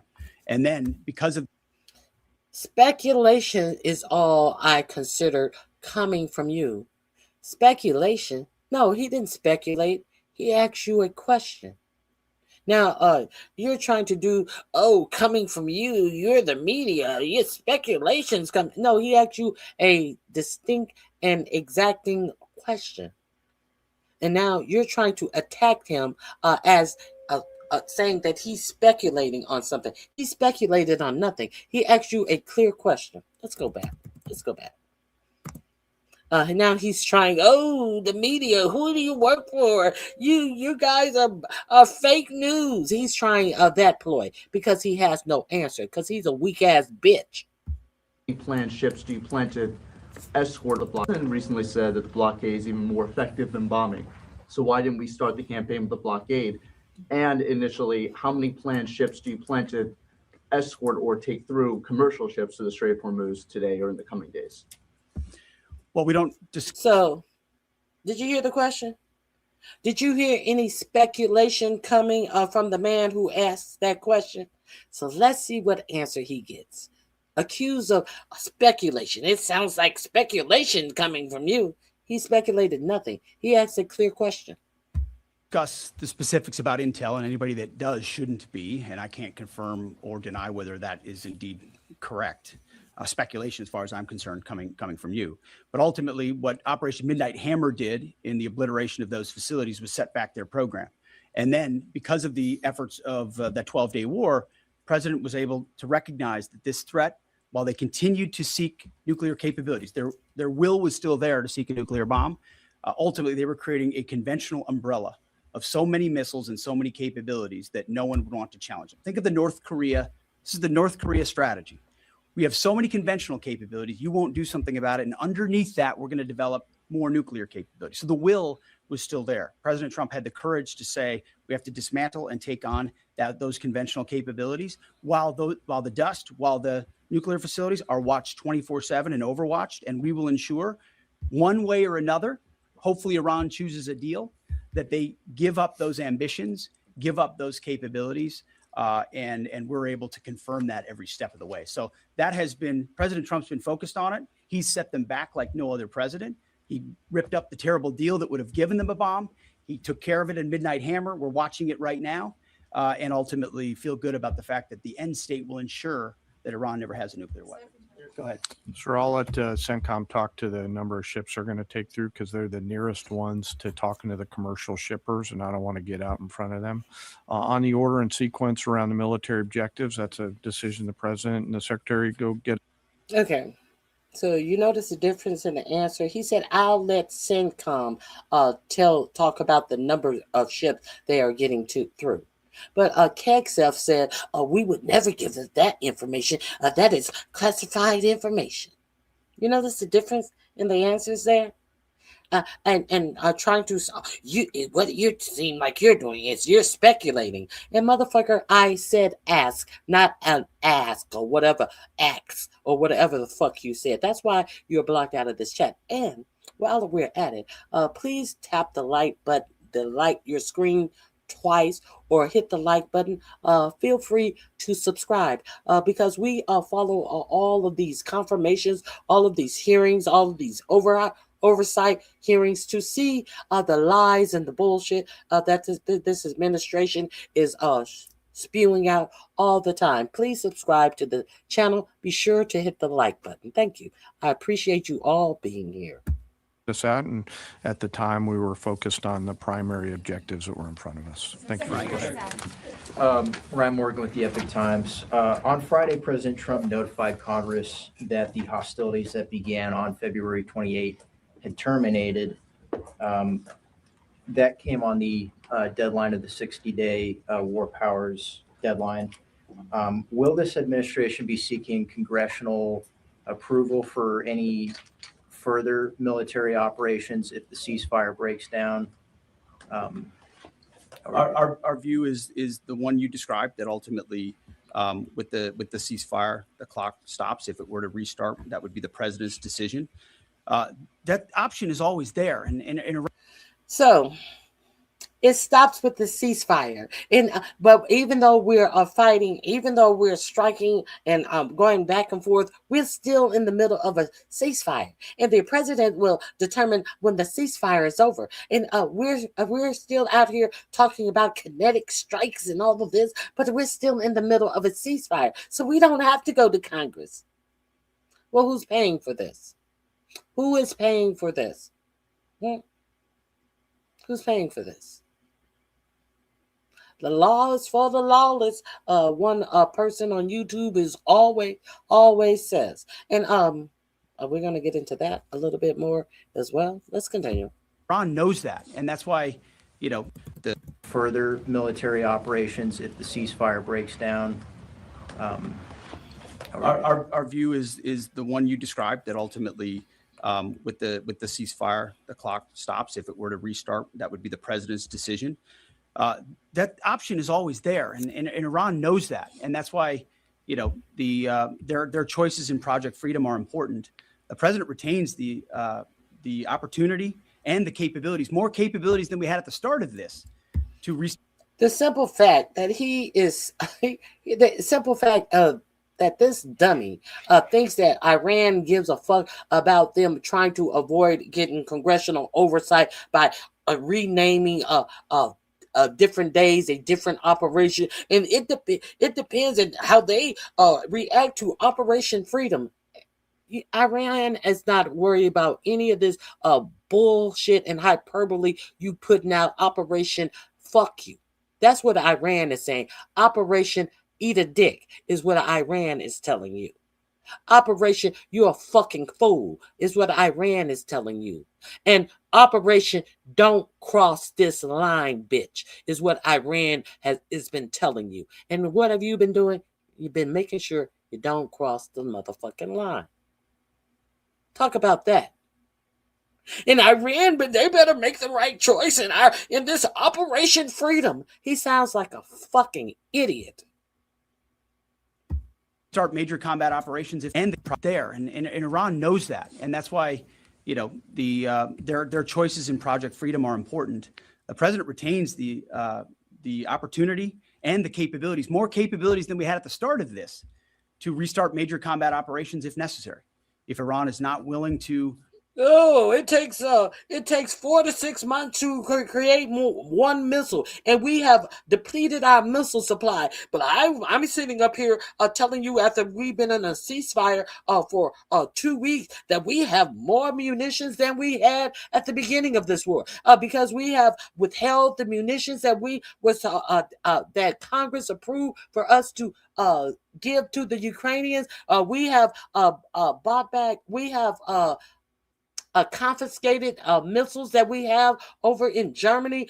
We have did the best we could to stockpile up more munitions, but you don't have more than you had at the start of this conflict. Get the fuck out of our faces. Follow through on its side of the bargain or make a deal, then the War Department is postured, locked, loaded, and ready. There is opportunity and the capabilities, more capabilities than we had at the start of this, to restart major combat operations if necessary. If Iran is not willing to follow through on its side of the bargain or make a deal, then the War Department is postured, locked, loaded, and ready to go. See, the War Department. Isn't it ironic that this numbskull wants to continue to call the Department of Defense the War Department, when there is no congressional approval to change the name? And isn't it ironic that a bumbling idiot who is so desperate to be a serious war fighter and bring back the warrior ethos to our, what did he call them? He don't call them soldier. To our, whatever he calls them. What does he call the soldiers? To our war fighters. We want to bring a warrior ethos to our war fighters. Isn't it ironic that the first war that he rushes to for absolutely no reason, he's losing at a rapid clip? Isn't it funny?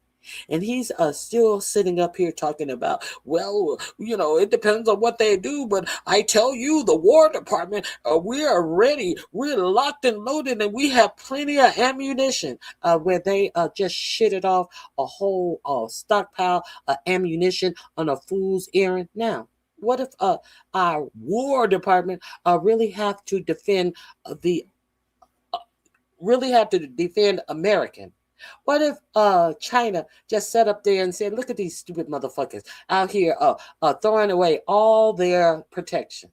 Oh, and what if Russia, who is also helping Iran, sit up here and say, let them stupid motherfuckers just shoot off all of their munitions? And Russia and China, who is in bed with Iran, who is helping Iran with intel and weapons? What if Russia and China decided that this is a good time to pounce on this stupid, weak nation? And I do say weak. Who is this? Oh. The UAE has already said that they are divesting from OPEC, and they will possibly start buying their oil with the yuan, the Chinese dollar, not the US dollar. Now, if you have not been over on my channel, I have already told you it has been reported, I believe it's Saudi Arabia is thinking about spending their money, using their money with the BRICS. Brazil, Russia, India, China, and South Africa, and getting off of the dollar standard. The dollar is dying. If you have not been over on this channel, and you do not believe that fat meat is greasy, the grease is running off of that Mr. Piggy. Mr. Piggy has grease running all over the United States because fat meat is in fact greasy. So therefore, if you do not think that the death of the dollar is amongst us, I don't know what to tell you. Who was it? The UAE wants guarantee on the dollar, so they can continue. If they want the United States to continue to be on the dollar standard, if they don't want UAE to sell off all of their bonds in the United States, which will decimate the dollar. Scott Bessent is willing to give the UAE money very cheaply to undercut the dollar to keep UAE using the dollar, because let's be real, the dollar is not backed by anything. The dollar is a piece of paper. The dollar is backed up by what? This fucking oil that they use to sell oil with, the dollar. And that's the only thing that props up the dollar, and that these Middle Eastern country goes in and buy bonds with. That is what keeping the United States afloat, if you're unaware of that. Now all of these nations see that them paying billions of dollars to Jared Kushner got them nothing. All this lies about if you let us put a military bank on your soil, we will protect you. And we're going to look at these military installations that were put on the soil of these Middle Eastern nations. And we are going to hear about how these military installations in all of these countries were so fucked up that no United States soldier could defend or even stay in these barracks. We're going to see that over 5,000 people who were in these barracks in the Middle East were shipped to Germany.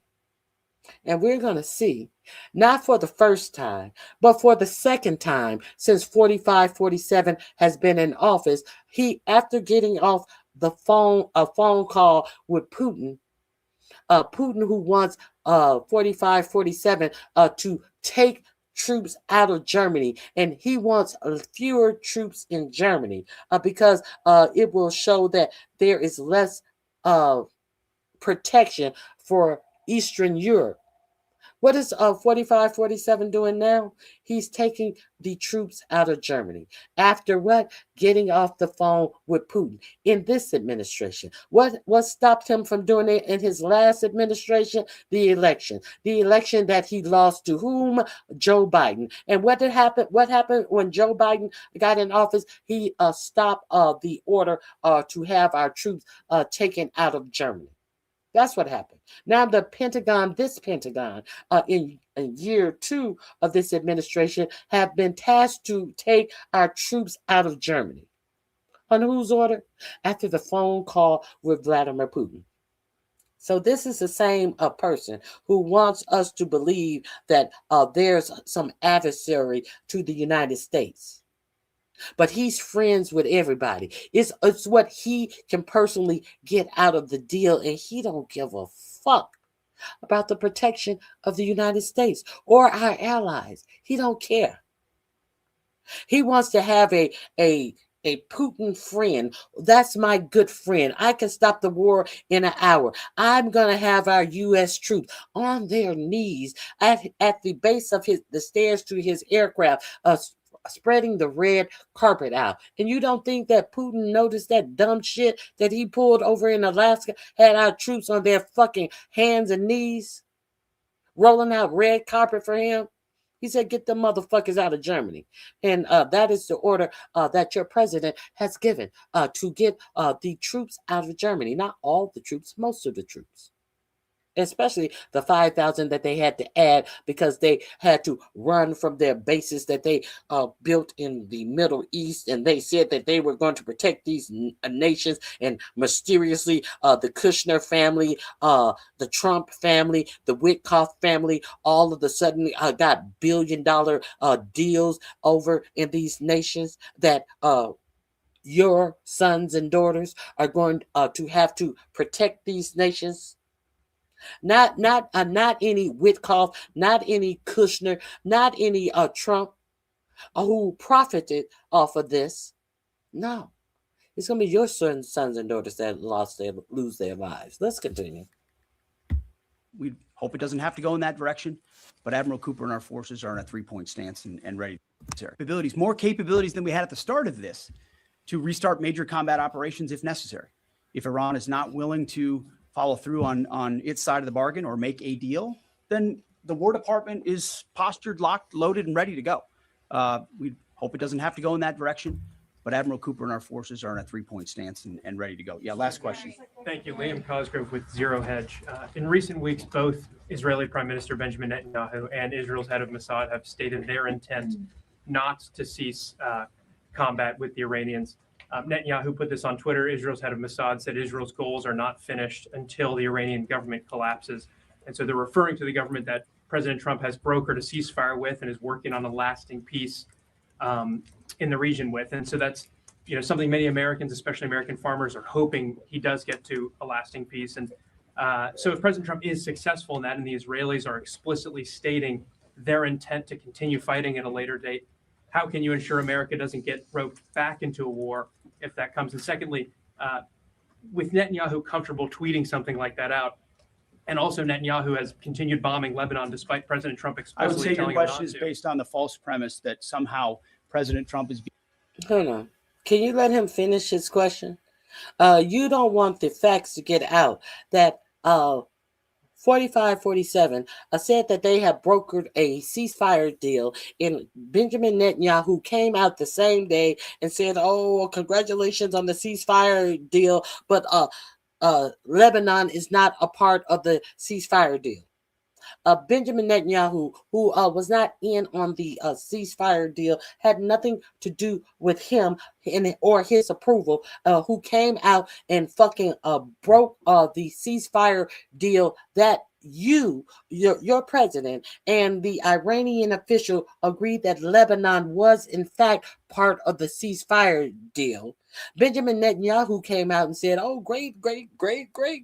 Congratulations on the ceasefire deal. But Lebanon is not going to be a part of the deal. And then what did Benjamin Netanyahu do? He struck Lebanon like no time before. He bombarded. Not only did he say they were not a part of the deal, he fucking carpet bombed Lebanon with so many missiles in such a short time. I think they said over 200 missiles in a 20-minute period.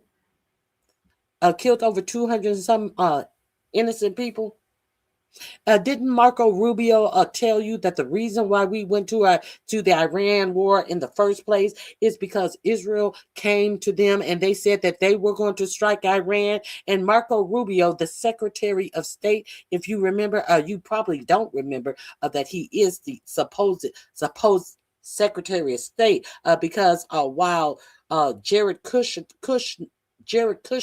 and Steve Witkoff were over there planning a ceasefire with the failed ceasefire with J.D. Vance, our Secretary of State, Marco Rubio, was sitting up at a WWE fighting event instead of doing what a Secretary of State should be doing. If you want to make any type of military agreement between nations, especially nations at war, you would think that he would be actually at the table in the ceasefire negotiations. But no, not 4547 Secretary of State. He had his ass at a WWE fight, looking like his feet were nailed to the floor as he swayed and his jaw was lax and his eyes were unfocused. And he looked like he was drunk as a motherfucking skunk. That is my opinion. At a WWE event, sitting there swaying with a loose jaw. So, where are we? Where am I? Where did I go with that? Oh, Marco Rubio. I had to get my place back. Let me figure out where my place was. Marco Rubio said that Israel said that they were going to strike Iran. And the reason why we struck Iran is because we knew if Israel struck Iran, then Iran was going to turn around and they were going to strike our military interests. So therefore, instead of letting them do that, we decided to strike Iran along with Israel. Now we told Israel, no, no, you can't strike Iran because if you do that, they're going to strike our military interests in the Middle East. No, he didn't have that option. He didn't tell you that that was something he told Benjamin Netanyahu when Netanyahu said, allegedly told Marco Rubio and our administration, hey, we're about to strike Iran. You want to go? You think they gave them an option to go? Do you think that? No. Let's keep it a buck. Do you think that your president had any option but to go? Do you think that your president is compromised? Don't you find it interesting that your president does everything that Benjamin Netanyahu tells him and everything that Vladimir Putin tells him? Do you not find that odd? Do you not find it odd that the sanctions have been released on Russia in the middle of the Iranian war to allow them to make money? Do you not find that odd?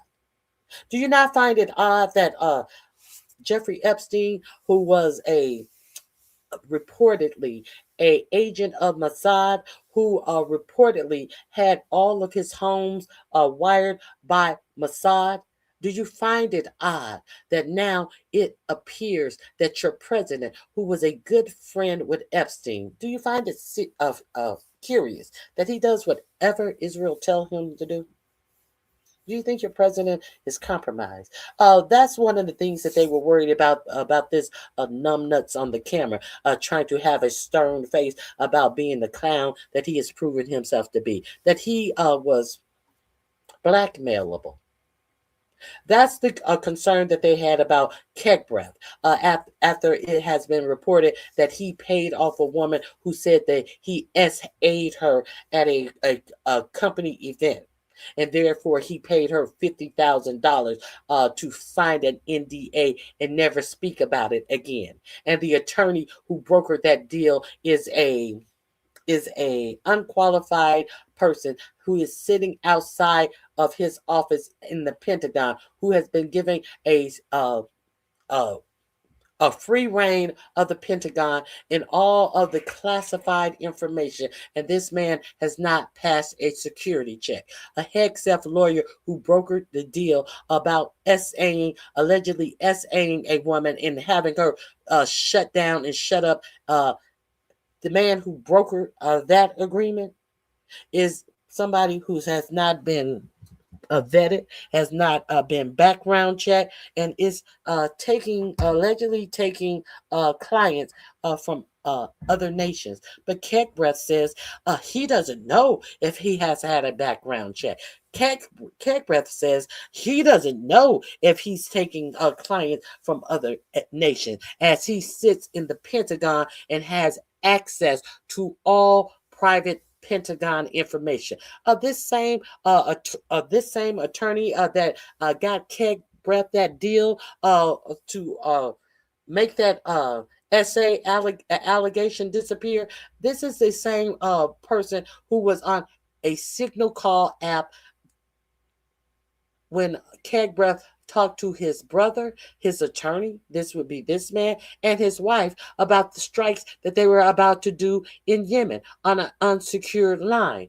So how do anybody take this buffoon seriously? So this is one of the things that they were worried about, Kegbreath. They were worried about him being blackmailable, because the Congress knew what was in his files. But unfortunately, out of all the concerns, and Susan Collins, I have concerns, all of these concerns and everything, look who is sitting in the chair as the defense secretary. A fool. A buffoon.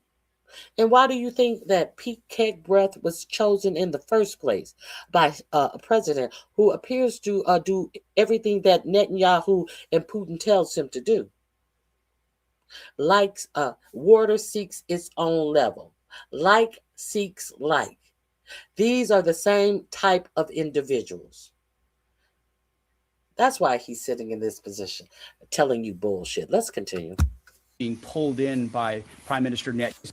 If that comes. And secondly, with Netanyahu comfortable tweeting something like that out, and also Netanyahu has continued bombing Lebanon despite President Trump I would explicitly say your telling him not question is to. based on the false premise that somehow President Trump is being pulled in by Prime Minister Netanyahu to any of these actions. And that's where you're going. Just to be clear, President Trump has led. So he hasn't expressed where he's going. You're going to make an assumption and tell him where he's going because you don't want him to enunciate the actual facts. And now I take offense at this false premise because that's where you're going. You haven't heard the question. He's not having a premise. You're the one who's trying to have a false premise.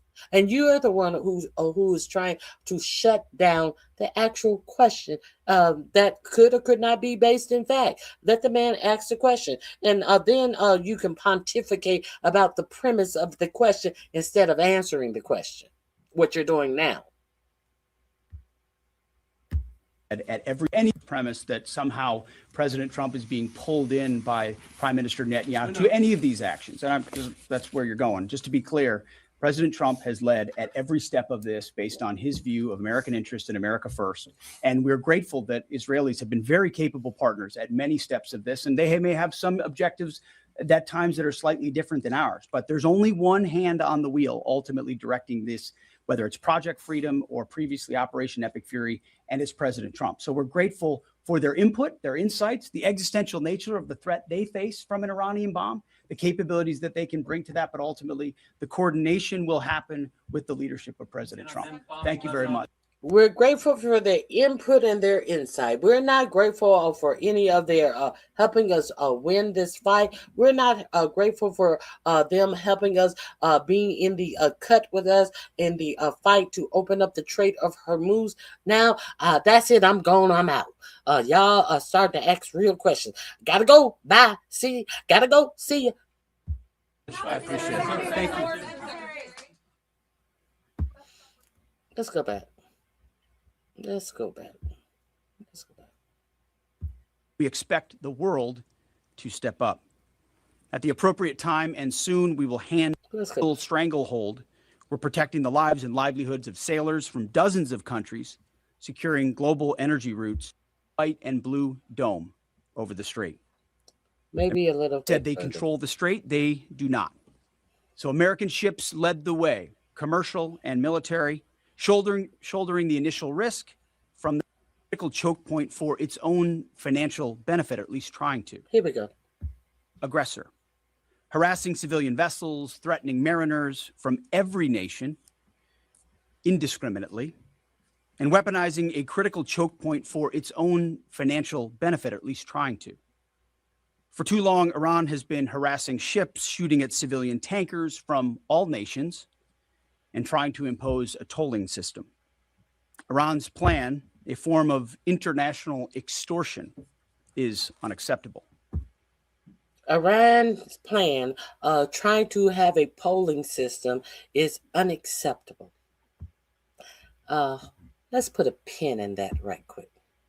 Let's put a pin in that. Let me share with you this. While we sit on a soapbox and pretend we don't know what we actually has been presented by your president as far as collecting tolls in the Strait of Hormuz. Can we, let's go right here.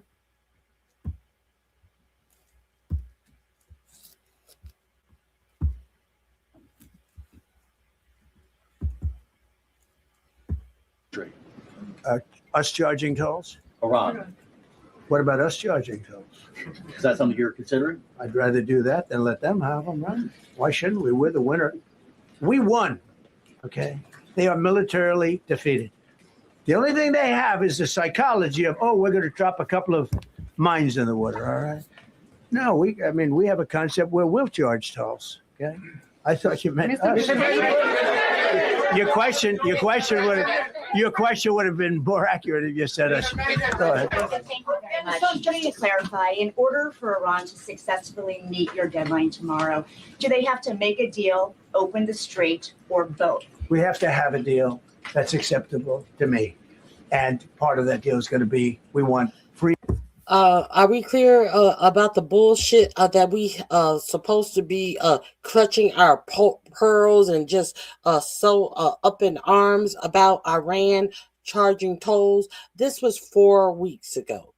4 weeks ago. This link will also be in my description box. Are we trying to believe that Pete Kegbreath came out here and said something that was worthwhile?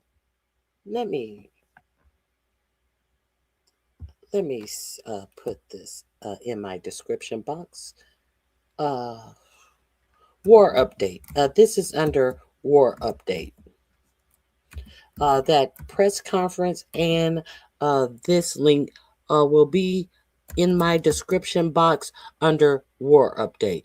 Please avail yourself to it to let you understand that all of that pontification and righteous indignation about what Iran was doing, that was putting America under defense to protect the union and all of this bullshit was nothing but absolute bullshit that Pete Kegbreath was spewing out of his mouth, of course, once again. So go over there, and if you want to revisit this, let's be sure.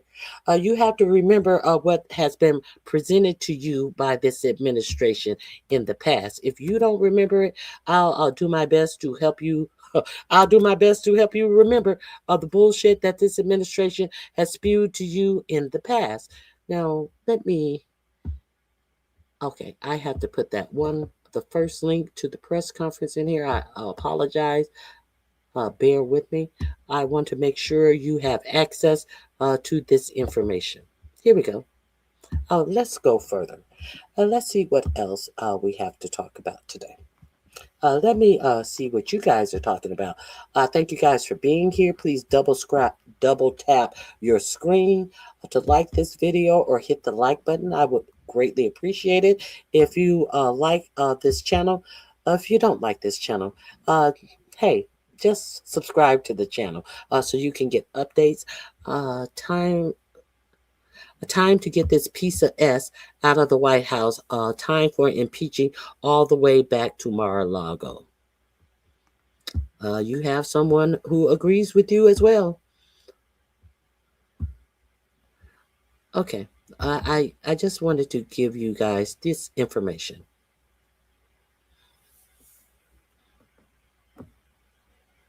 Oh, we have someone preaching. Thank you for the ministry. Thank you for the ministry. Thank you for the ministry. Who's a liar? Who's the liar? Who you're speaking of is the liar? I'm curious. I'm late. I'm behind. I'm trying to catch up to see what you guys are talking about. Traitor. Good friend. Trump turned Epstein in, and Trump turned Epstein in. When? Trump, there has been no reports of Trump being the one who turned Epstein in. Are you serious? Get the fuck out of here. All of a sudden, Trump turned Epstein in. Oh, really? Oh, this is where the recreation of the story is going? Oh, okay. Stay dumb.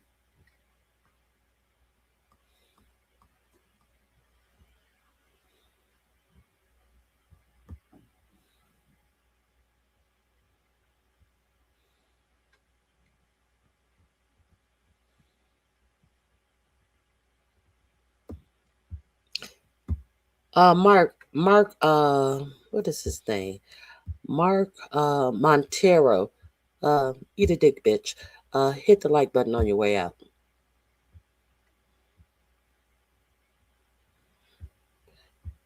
Eben Wiley, you may not be able to count that high. You may not be able to count that high. It may be over 3. Hit the like button on your way out, bitch. Okay, let me see. Don Fisher, hit the like button on your way out. Yes, I'm still talking. That is the reason why I put together a show to do what I wanted to do, to talk about the things that are going on in the news. You don't understand how this worked, Don? Hit the like button on your way out.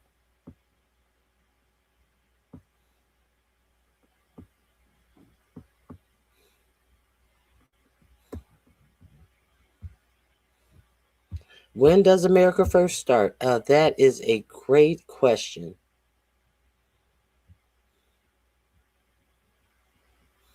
That is a great question.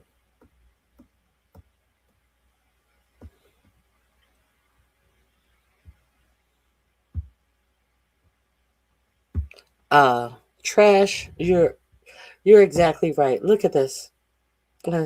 You take your chance. How is taking your chance going for you? Is the question. We need to know how is taking your chance with 45, 47 going for you. You won't tell the truth about that.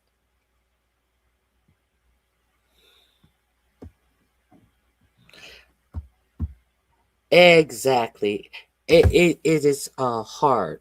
I'm tired of schooling folks on these chats. People keep bringing non-arguments. It's like arguing with children.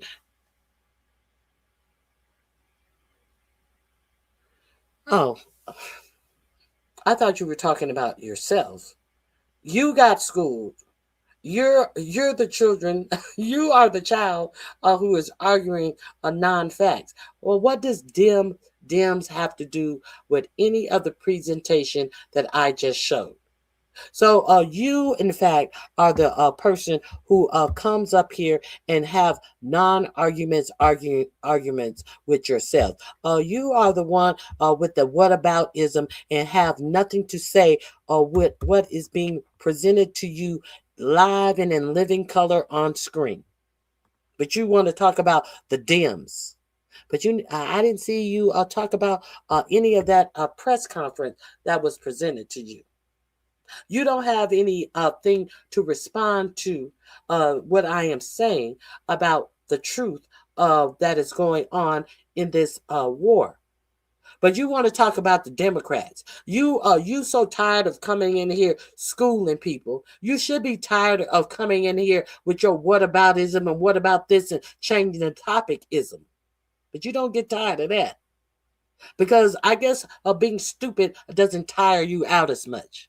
I guess trying to uncover and read and figure out the real facts, I guess that is so tiresome. It's easier to hear talking points from a certain brand of media and carry the water. I guess carrying the water is less tiring than trying to delve into real facts. I guess having an argument about what is really being presented to you is tiresome. Hey, Barry Carey.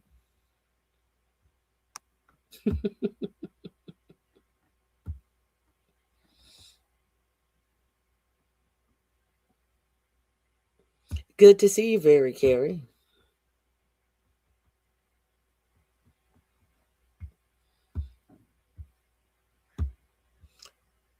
I wouldn't know the truth if the truth bit me. No, the truth is biting you. The truth ain't biting me. I am the one who's looking for the truth. What you mean I wouldn't know the truth if the truth bit me? The truth is biting you guys. That's why you guys are mad. You guys are mad because you're hearing the truth. Let's move on. I ain't got time for this. I ain't got time for none of this. What do I have time for? I want to share with you a couple of more things. Let's get into the other. Now, this came up on yesterday. I held it over for today. I want to talk about this from Aaron Paranis about Iran.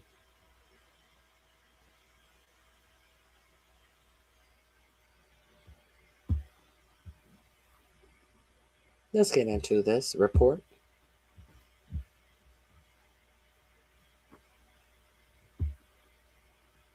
We have some major Iran news this morning. It's been a chaotic morning. Iranian state media has claimed that it struck a U.S. naval vessel in the Strait of Hormuz following Donald Trump's announcement of Project Freedom, which isn't a way for U.S. military to escort ships through the strait, but rather to, quote, guide ships through the strait. Now, U.S. Central Command has put out a statement saying what the Iranians are saying is false. No U.S. ship has been struck. Now, what's interesting is that the U.S. Central Command didn't say that no U.S. ship has been targeted. They used the word struck. Now, Project Freedom, according to Axios, is essentially a way Trump is fed up. He's fed up with the lack of movement right now regarding negotiations or lack thereof with Iran. And so now they're at a point where, quote, it's either they're looking at a contours of a deal or Trump is just going to bomb the hell out of Iran. That's where we're at. But it's a bit of a chaotic situation right now. U.S. Command saying that 2 U.S. flagged ships have passed through the strait this morning. Like I said, lots happening. I'll have more updates for you soon. Spread the word. Follow for more. We have some major Iran news this morning. It's been a chaotic morning. Iranian state media. Okay, so that's how the morning started off on yesterday, and believe you me, that could possibly be the reason why you got a update from Keck Breath and the unqualified Joint Chief of Staff guy Raising Cane. Now, let's see what 4547 is doing to improve your life. If you are unaware, let's see what the great 4547 is actually doing to help you as an American. America first. Let's see what America First is giving from this Trump administration. Shall we? Since y'all want to talk about the great 4547, what is he doing? If you've been over here on my channel, I have talked to you time and time again how the rich in this country want to make sure that they are the only people who profit. The hedge fund operators and the mega rich are pooling their dollars together to make sure that they purchase everything of value in this country, and you will not have the opportunity to own any of these things, but however you can rent them from these already rich people at a steep price and no benefit to your bottom line. We talked about the housing shortage and how many of these billionaires are pooling their money together, buying up whole communities, creating and building whole communities of rental homes that you will never have the opportunity to own, but you sure can rent them from billionaires. And that scheme increased and increased to the point where non-owners were expected to buy up 40% of the housing in the United States. Now, that means that you would never be able to own a home. You would gain no equity in your home. You could not buy a home and then sell it when the value of the house increased or anything. A permanent renter, as they reaped all the benefits of ownership. So 4547 jaw jerk like he didn't agree with this either. But come to find out, he really does. So Trump privately raises objections to Senate housing bill. Have you heard about that? Since it's America First. Y'all heard about this America First?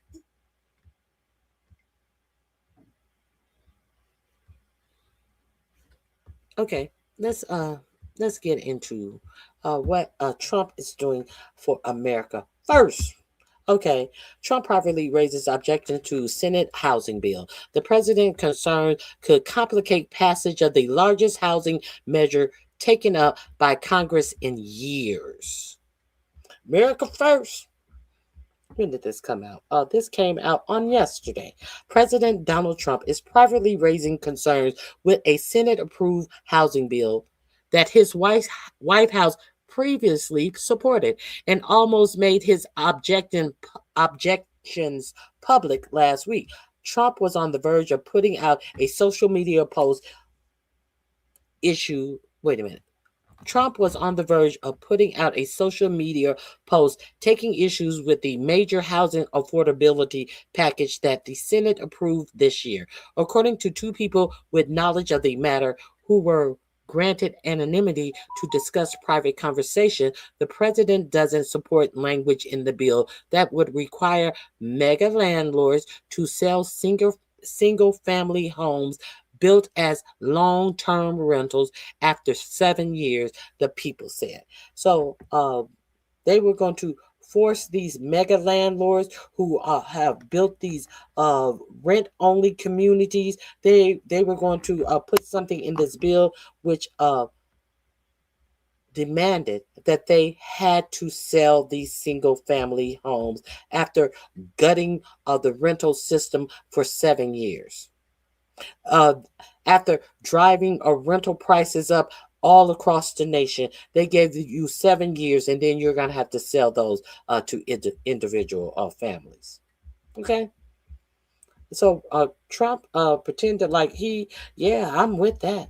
He ultimately held off on sending the post. Trump concerns could complicate the delicate negotiations surrounding the largest housing measure seriously taken up by Congress in years. Senators have been pushing the House to accept their bill without change in order to ensure its quick passage. But Trump's objections, which haven't been previously reported, could give new momentum to House members who want to force amendments to the proposal. President Trump has been laser focused on making housing more affordable. This is a quote. This is not a statement. This is someone lying. This is in quote. President Trump has been laser focused on making housing more affordable. White House spokesperson Dave Engel said in a statement. That's not a fact. That's just some bullshit that a White House spokesperson has said.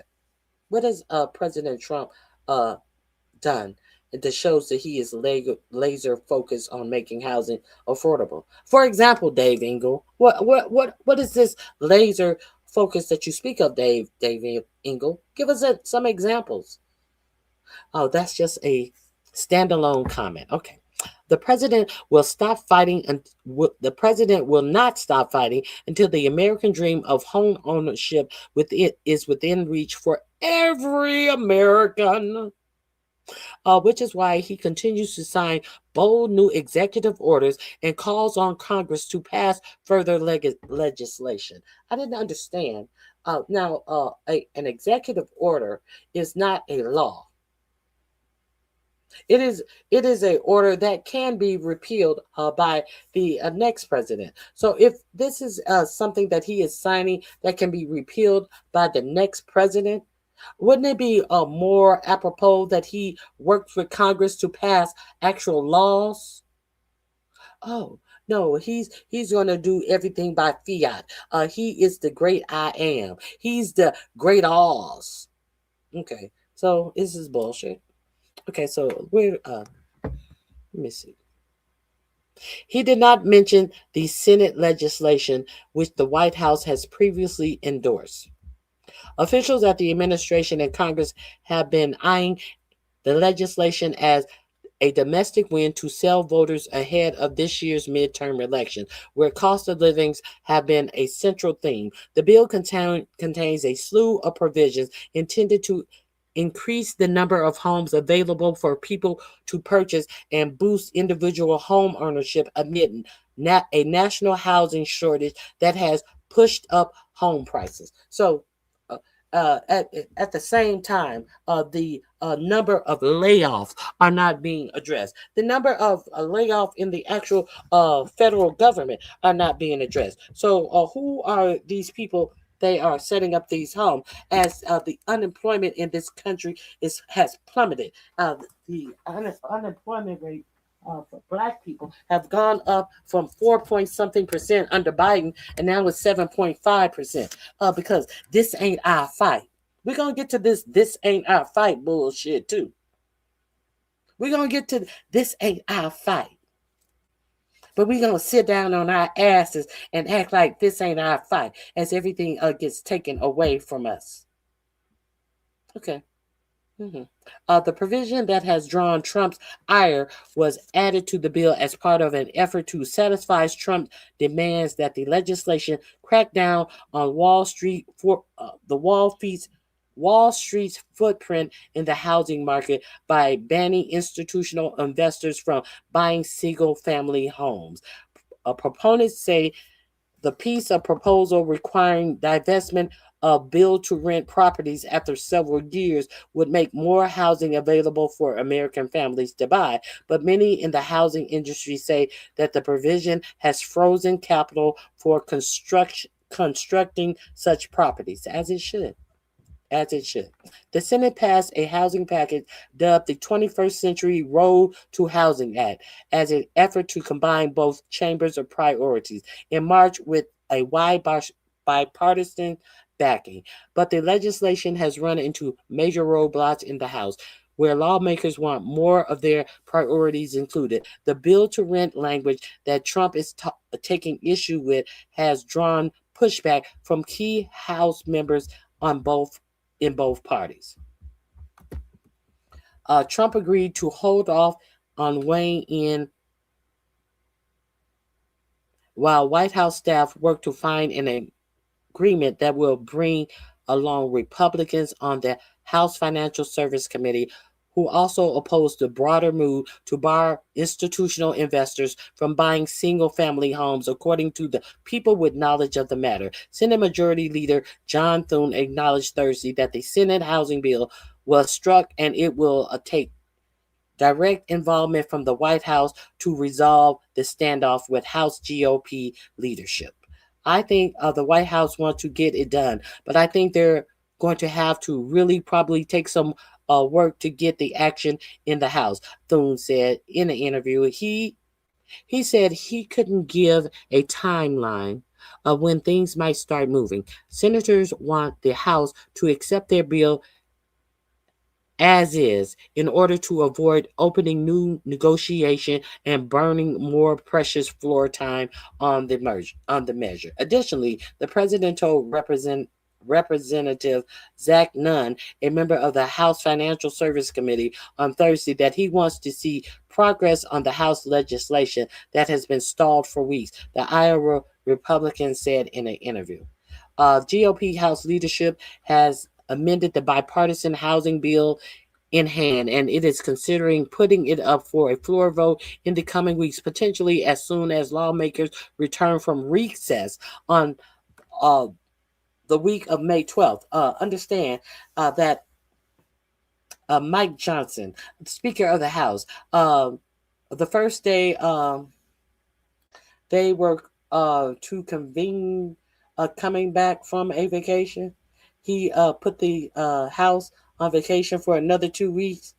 Now, I don't know how this failure of a Speaker of the House thinks that he is going to have any opportunity. I don't even understand how this man would be reelected. Hopefully, he is up for reelection in the midterms, but sometimes congressmen, they are reelected in different years. I hope Mike Johnson is up for reelection because all of these vacations to try now. What about all of these people who want to say other races of people are lazy? They don't want to do their jobs. What is being said about Mike Johnson? Mike Johnson, the go back home and talk to your constituents all year. What are people saying about this motherfucker who is always putting Congress on vacation? Y'all found no problem with that? Is this what we voted for? So some of y'all voted for him.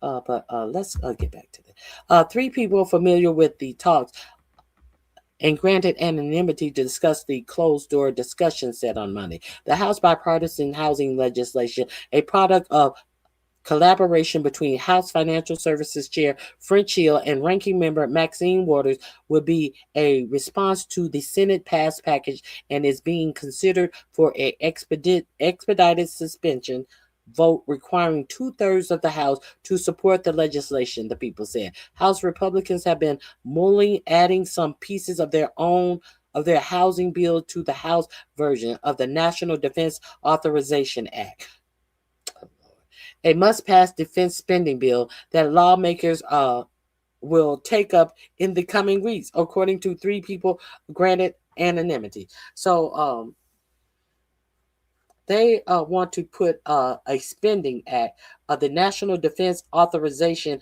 Spending Bill, in with the housing bill. Now, that shows you that they're not serious about any of this. House GOP leaders are also hoping the White House gets involved, but to force the Senate to accept the House housing bill, according to 2 other people and 3 others direct knowledge of the internal business. The housing bill is also caught up in a debate over major cryptocurrency legislation. How does the housing bill get caught up in a debate over major cryptocurrency legislation? So, do you see that they are not serious about making housing affordable to anyone? Do you see that they are hell set on keeping the status quo? Because if we lift up the whole boat, how will billionaires have leverage over all Americans?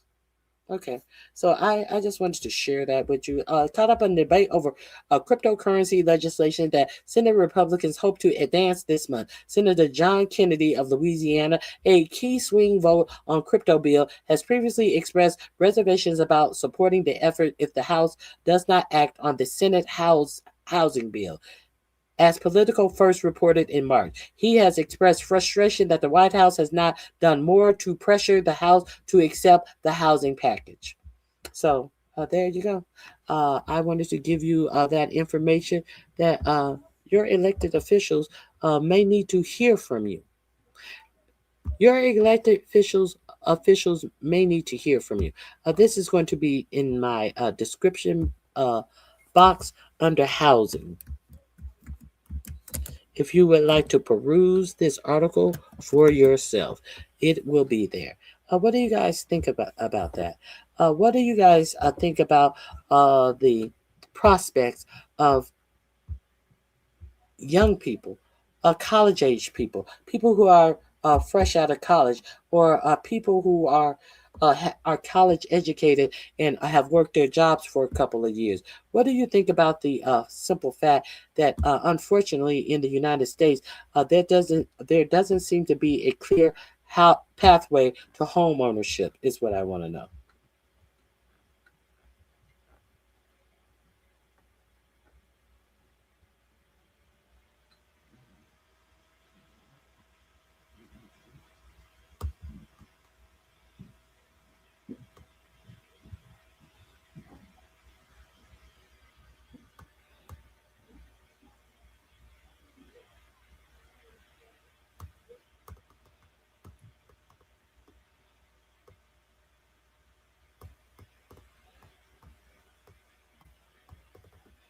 Nothing.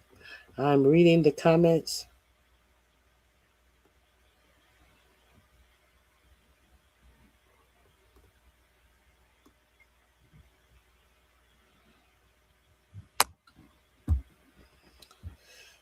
Some people want to rent. They can't afford to buy houses. That is the point of the story. Why do I need to do more research? I'm giving you the information that is in a story about housing. And what did that story and your point about some people want to rent because they can't afford to buy housing tell you, stupid? What did that story tell you? That they are looking out for these hedge fund owners, and they are trying to they are unconcerned about the fact that some people cannot afford to buy housing. Stupid. Okay. let's move on to the next item that I wanted to share.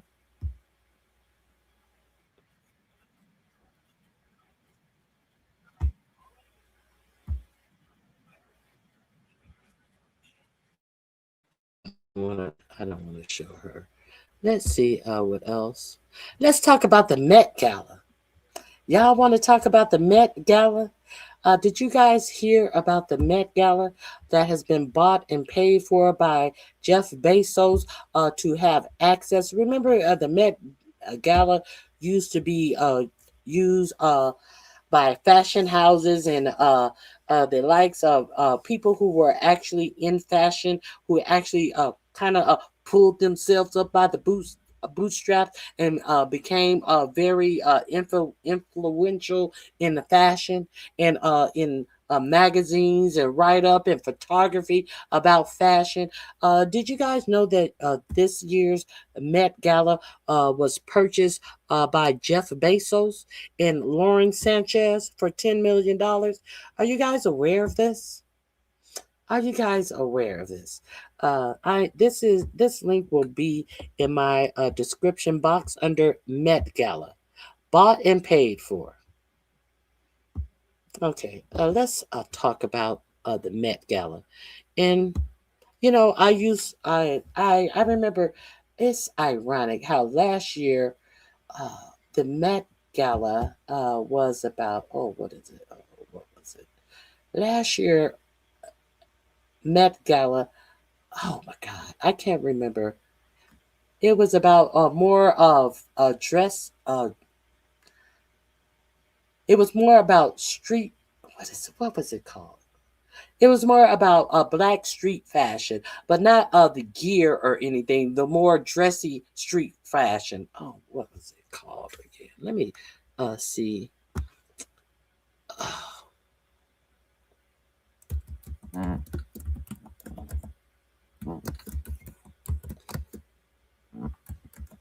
I forget what it's called. Superfine. They also had tailoring black style. Let me see. This was the theme of the Met Gala last year. Superfine. They also called it something else. The 2025 gala theme is Superfine, tailoring black style, which is inspired by satirical history of the dandy, the black dandy. Yes, that's what I was trying to remember. The exposition titled Superfine Tailoring Black Style will be held at the Met Fifth Avenue on May 10th through October 6th. That is what the Met Gala theme was last year. The Black Dandy. That is over the top style, not street style, but actual styles that you would wear to be dressed to the night. That's what last year Met Gala was. So, in a true billionaire fashion, none other than fuckface Jeff Bezos and his fucked up face wife, Lauren Sanchez, have decided to spend $10 million to root out any other real fashion brand or a real fashion influencer from hosting the Met Gala. They paid $10 million as they as Amazon fired, I think it's 40,000 workers. But they have $10 million to pay for the Met Gala as they prevent Amazon workers from unionizing, as they can pay union busters to go in to make sure that Amazon cannot collectively bargain for more pay, better work conditions. This Jeff Bezos and Lauren Sanchez with her Madam Puppet ass fucked up face. So let's get into it. At the 2026 Met Gala, fashion is art. Here's what to expect. Expect it to be boycotted. Now, I am interested in seeing how many of the people who want to pretend like they're so bourgeois. I want to see the ignorance of it all, who will refuse to boycott this this example of the fucking rich thinking that they must invade every fucking thing. What is it about Jeff Bezos speaks of fashion? How he refashioned his face and he looks crazy?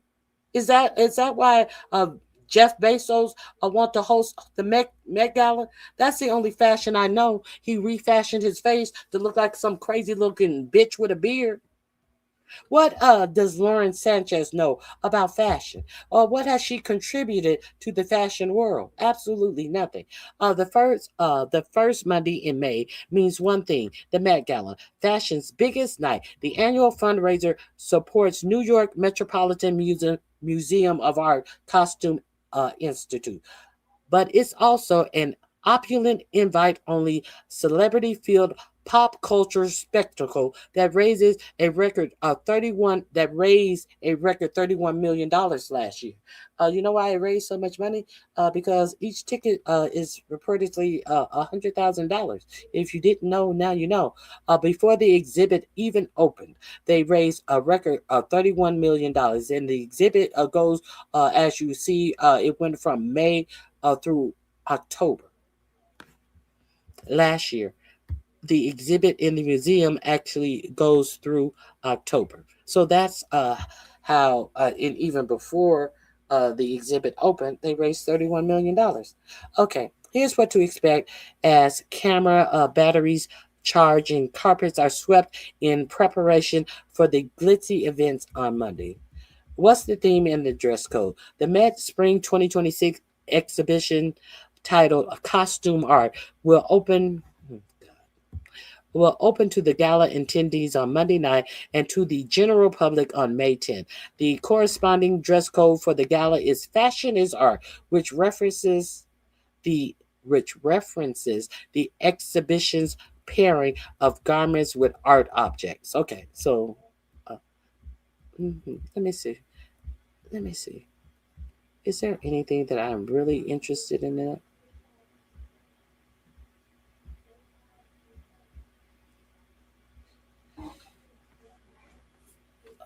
Tonight's Met Gala will be the most controversial yet. Let me see. Who will be there? Simply put, the rich and the famous. Who will be there? Beyonce, Nicole Kidman, Venus Williams, and Anna Wintour will co-chair the gala. Y'all didn't rethink that? Zoe Kravitz and Anthony Avacacchio will co-chair the gala's host committee, which includes big names such as Sabrina Carpenter, Doja Cat, Misty Copeland, and Taina Taylor. Oh my God. Gwendolyn Christie, Sam Smith, and Angela Bassett. You guys haven't thought any of this? There has been cries to boycott the Met Gala. Why? Right here. Jeff Bezos and his wife, Lauren Sanchez Bezos, are honorary chairs and lead sponsors of the gala, which has sparked outrage among some groups online and on the streets of New York. Critics view the event as a symbol of wealth and inequality and have called for a boycott. The city's new mayor, Zohan Mandani, said he would skip the star-studded affair. My focus is also on affordability and making the most expensive city in the United States affordable, he told Hellgate, a New York City publication, last month. Let me see what is this sparked outrage. That is the story that I really wanted to cover. The sparked outrage. Let's see if I can find the sparked. It may be behind a paywall. You know how the New York Times is. God damn it. The Met Gala embrace of Jeff Bezos causes backlash. Protesters have found a perfect foil in Amazon founder, the gala's lead sponsor this year. Let me see. They're gonna make me subscribe. I'm not subscribing to the New York Times.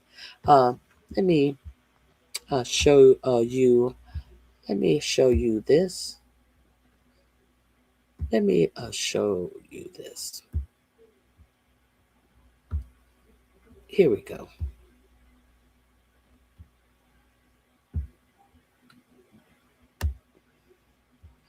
So we see that there's posters going up all over New York City. Boycott the BEZOS Met Gala. They're putting it over actual advertisement for the Met Gala, if you are unaware. In the weeks leading up to the event, an increasingly visible anti-BEZOS campaign has erupted on New York streets and subways. On social media, users have described the event as the Amazon Prime Gala or the BEZOS Ball. Oh my God. Okay. The 2026 Met Gala red carpet is perhaps the world's most exclusive party, a spectacle of fashion and extravagance that draws a secretive roster of famous people, charges $100,000 a ticket, and drapes the carpet down to the steps of one of Manhattan's oldest cultural institutions. But this year, the Met Gala is facing stiff headwinds, most notably for the decision to name Jeff Bezos, the Amazon founder and one of the world's wealthiest men, and his wife, Lauren Sanchez Bezos, as honorary chairs. Opposition to the Bezos started almost immediately after they were announced as financial sponsors in February, and comes amid a surging anti-rich sentiment nationwide. And in New York City, the event's liberal home, the outrage seemingly gained momentum after the city's newly elected mayor, Zohran Mamdani, a Democrat socialist, declared in mid-April that he would skip the gala, breaking with many of his predecessors, saying that his focus is on affordability. And in the weeks leading up to the event on Monday, an avid anti-BEZOS campaign has erupted on New York streets, in subways, and online. There, where social media users have described the event as the Amazon Prime or BEZOS Ball. Amazon Prime Gala or BEZOS Ball. Reports of skittish stars and upset fashionistas have peppered tabloid pages, including rumors of some past guests steering clear. Who's steering clear? A guerrilla activist group called Everyone Hates Elon, a reference to another controversial billionaire, Elon Musk, has been calling for a boycott of the event, with a steady drumbeat of eye-catching campaigns around the city, including plastering posters on some subway cars and bus stops. On Friday, in a nod to complaints by Amazon workers of having to skip bathroom breaks and urinate in bottles the group placed close to 300 bottles of fake urine inside the Metropolitan Museum of Art. That's art. Now that is what art is. Replicas of 300 bottles of fake urine inside the Metropolitan Museum of Art. That is you know how everyone likes to say chef kiss about things that don't refer to food? That is art. So I will give that a idiotic chef kiss. Then on Sunday, the eve of the gala, the anti-billionaire group projected video interviews with Amazon workers onto the Empire State Building, the Chrysler Building, and the BEZOS penthouse near Madison Square Garden. If you can buy the Met Gala, you can pay more taxes, read one of the projections beamed from the back of a van, along with a picture of a laughing Bezos. Facts upon facts. Some people stopped and snapped photos while others simply chuckled. What does Jeff Bezos, asked one of the passerbyers, Miriam Rajani, have to do with fashion? Good question. Here is no Met Gala while BEZOS while bombs drop in Gaza. No Met Gala while bombs drop in Gaza is one of the signs. We have people out here protesting. In recent years, protesters have become commonplace in the carnivalesque world surrounding the event. He wasn't the only one asking that question. Other critics have included past booster like Blakely Thornton, a influencer who interviewed celebrities on the red carpet last year. This year, Thornton skewed the gala on Instagram, criticizing the decision to align with BEZOS, adding in a text message that he would rather be dragged through broken glass than participate in this oligarch orchestrated clown show. But Beyonce is going to be there.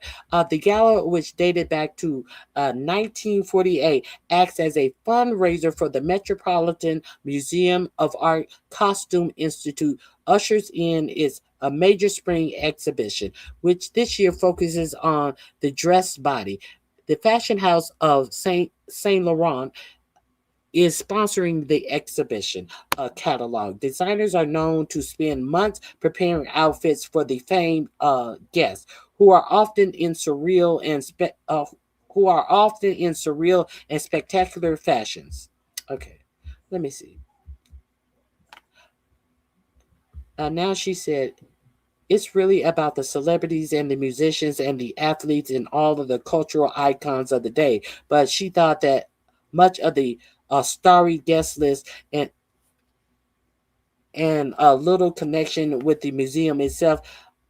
I'll bet many of them have never ever been there, she said. In recent years, too, protesters have become commonplace as the carnivalesque swirl surrounding the event, with the demonstrations focused on issues like the war on Gaza, climate change. In 2024, the gala drew rebukes from lawmakers for naming TikTok as a sponsor at a time when the social media giant was facing a potential ban in the United States amid allegations of its potential entanglement with China. But they have no protest about TikTok being bought up by what is his name? I keep wanting to say Roger Ailes. I will get to it. By that billionaire who's also buying Time Warner and Netflix. Ellison. No protest as Ellison buys up TikTok and most of our public media, and this staunch is Israel supporting Ellison. I think his name, I keep on wanting to say Roger. Whatever. Ellison buys up TikTok and wants to program what you see in the media. No protest about that. In BEZOS, however, progressive protesters have seemingly found a perfect foil, a singular figurehead whose rightward political drift, $250 million bankroll, and anti-union efforts have made him an object of scorn on the left. It should make him an object of scorn for the American worker, not just the worker on the left. That should make him an object of scorn for every American worker. He has spent $250 billion to bankroll and anti-union efforts.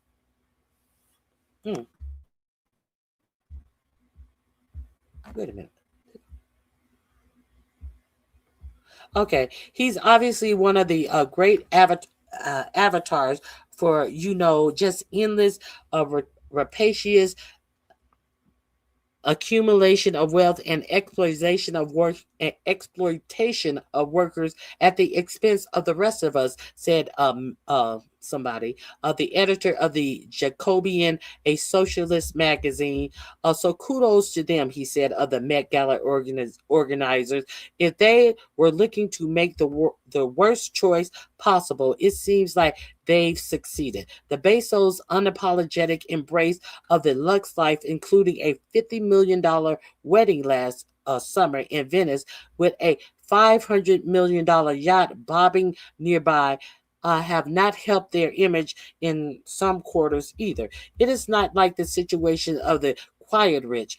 John Raich, a veteran Democrat political strategist, said this is the loud rich, and in a populist movement that creates tension. Both the Metropolitan and representative for the Bezos declined to comment. You see Jeff Bezos' new face? Who is this Jeff Bezos? Y'all see his new face? Who is this? Y'all see Jeff Bezos' new face? New face Bezos. Okay, let me see. Is that it? That's all I wanted to share with you. This link will be in my description box under buying the Met. That I'll put it under buying the Met. We're going to talk about this a little bit more. They also talked about this on MS Now. Hold on one second.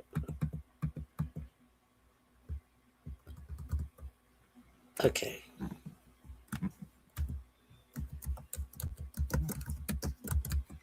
I also found something very peculiar. That's why I cannot stand sellout raccoons. I cannot stand a sellout raccoon because I saw a little talk about this protest going on, but strangely enough, you have a raccoon say, "Oh, well, Beyonce is going to be there, so I can't boycott it. Oh, it's horrible and all, but Beyonce is going to be there. Beyonce is a fucking billionaire. What that have to do with you and how you live your life?" But I just want to bring this to the attention of those who sit up and support these raccoons who are bold enough to say the quiet part out loud and be in your face about it, and you don't call a thing a thing. Let's talk about this raccoon right here on MS Now. I haven't liked him.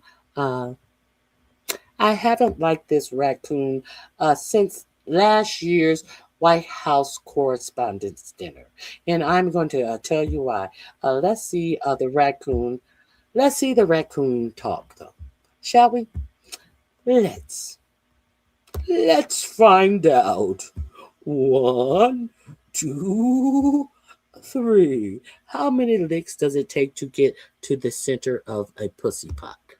Oh, what did I say? Pussy pop? I mean Tootsie Pop.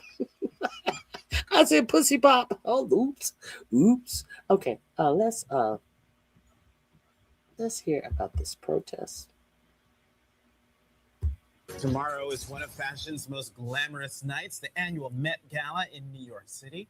But amid growing economic uncertainty, the star-studded Jonathan Capehart, I have no issue with. I don't see a lot of Jonathan Capehart's material, but I know Jonathan Capehart. This is not the raccoon. event is facing backlash over its display of excessive wealth.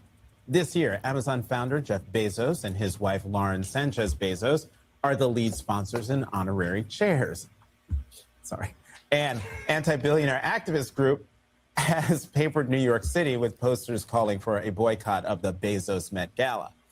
And this year may be notable for the bold-faced names not attending. New York City Mayor Zoran Mamdani says he will be skipping the gala to keep his focus on, quote, affordability and making the most expensive city in the United States affordable. Joining us now, Robin Givhan, Pulitzer Prize-winning contributing opinion writer at The Washington Post. Robin, it is always great. Ooh. Oh my God. Oh my God. Sorry, no wonder you looked at me like that, Robin. You have a Post newsroom. New York. Yeah, there is a Post newsroom. Good Lord, I am so sorry. For so long, though. So yeah, it's not out of nowhere. Yes. Okay, back to the topic at hand. The Met Gala. The gala, not the gala, but the gala. The gala, Yes. the Met Gala. Individual tickets to this thing cost $100,000. A table is $350,000. And not any old body can just roll up on the Metropolitan Museum of Art and say, I'd like one ticket. You have to be invited to buy tickets. You cannot go to Ticketmaster and get your $100,000. Right. Has this gala outlived? Is it dissonant with the times? There was a time when people looked at the gala and was like, oh my God, it is aspirational. It is all these things. But now it feels very Gilded Age. It feels very otherworldly. Well, I think, I won't say that there are not going to be people who will be thrilled to watch that. It feels like you can't have anything, and you bring something up from the dirt, from the ground, something authentic, and the rich must sully it with their filth of I can have whatever I want. They have nothing to do with the creation, with the fashions, with the insight, the mission of this Met Gala, and then to be co-opted by people just because they are billionaires and they drop money. It's repulsive. It is repulsive, and it's becoming a regular thing. These same motherfuckers that won't drop money on their employees. Nobody wants to see this fuck shit. Red carpet or blue carpet or whatever color the carpet is this year, because it is an incredible parade of fashion and costume. And I don't mean costume in the museum sense. I mean costume as in that's over the top.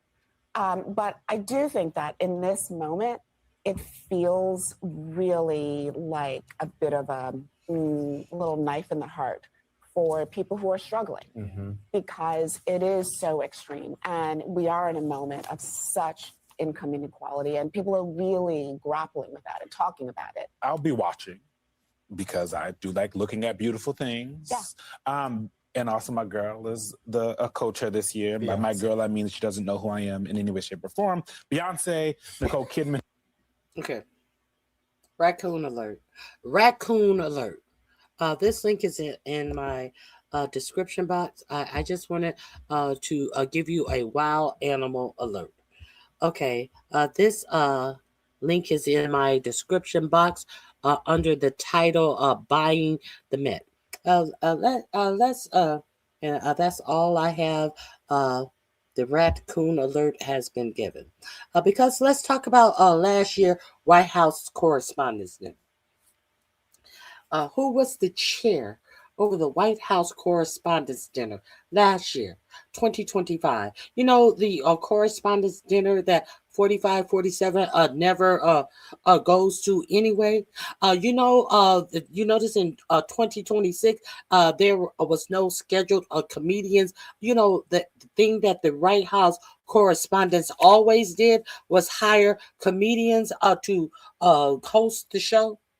You notice that suddenly there was no one there to parse the feelings of this president. But you notice what else happened in 2025? That's when this raccoon was over the White House Correspondents' Dinner. He had actually scheduled a comedian for specific reasons, because it was the thing that was done. But this raccoon actually said that it is always, I'm paraphrasing, it is good to mix comedy with political banter or whatever. This raccoon hired the first Black female comedian to host the White House Correspondents' Dinner. She was so excited about her gig. Amber Ruffin. If you're not familiar with Amber Ruffin, she's a great comedian. She has worked on the Stephen Colbert Show. I don't know the name of the show that she does now. She had her own. She had her own show on Paramount. A great, funny comedian, and some comedians work in the era of political comedy. So who would be better than Amber Ruffin? But the raccoon, when he was told to that Amber Ruffin wasn't a good comedian, and if they had Amber Ruffin, that 45-47 may not show up to the White House Correspondents' Dinner. What did the raccoon do? The raccoon then changed his whole stance on comedians being at the White House Correspondents' Dinner. He changed his whole stance of the normal stuff that went on at the White House Correspondents' Dinner. And he fired Amber Ruffin, and he put out some mealy-mouthed comment about, sometimes, it's not good to have political comedy. Or here, let me show it to you for yourself.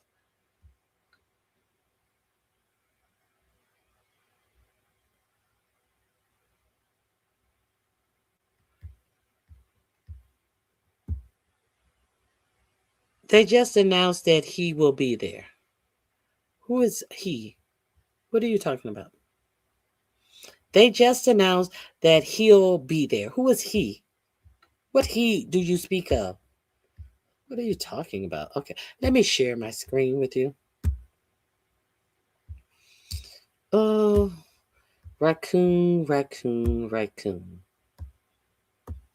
And this is why particular shows I watch on MS Now. I am a fan of Lawrence O'Donnell and Rachel Maddow, period.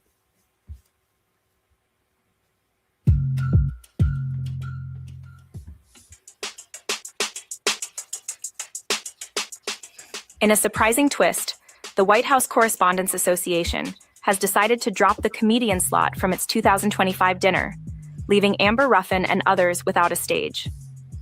This marks a significant departure from a long-standing tradition that brought humor and satire to Washington's media elite night.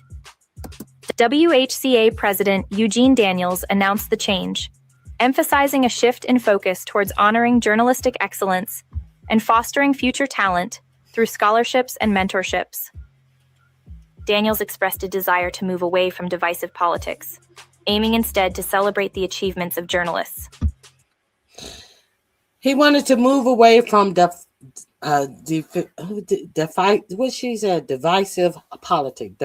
politics. And then guess where Daniels shows up next? As a co-host on a show with 6 to 17 people on MSNBC now.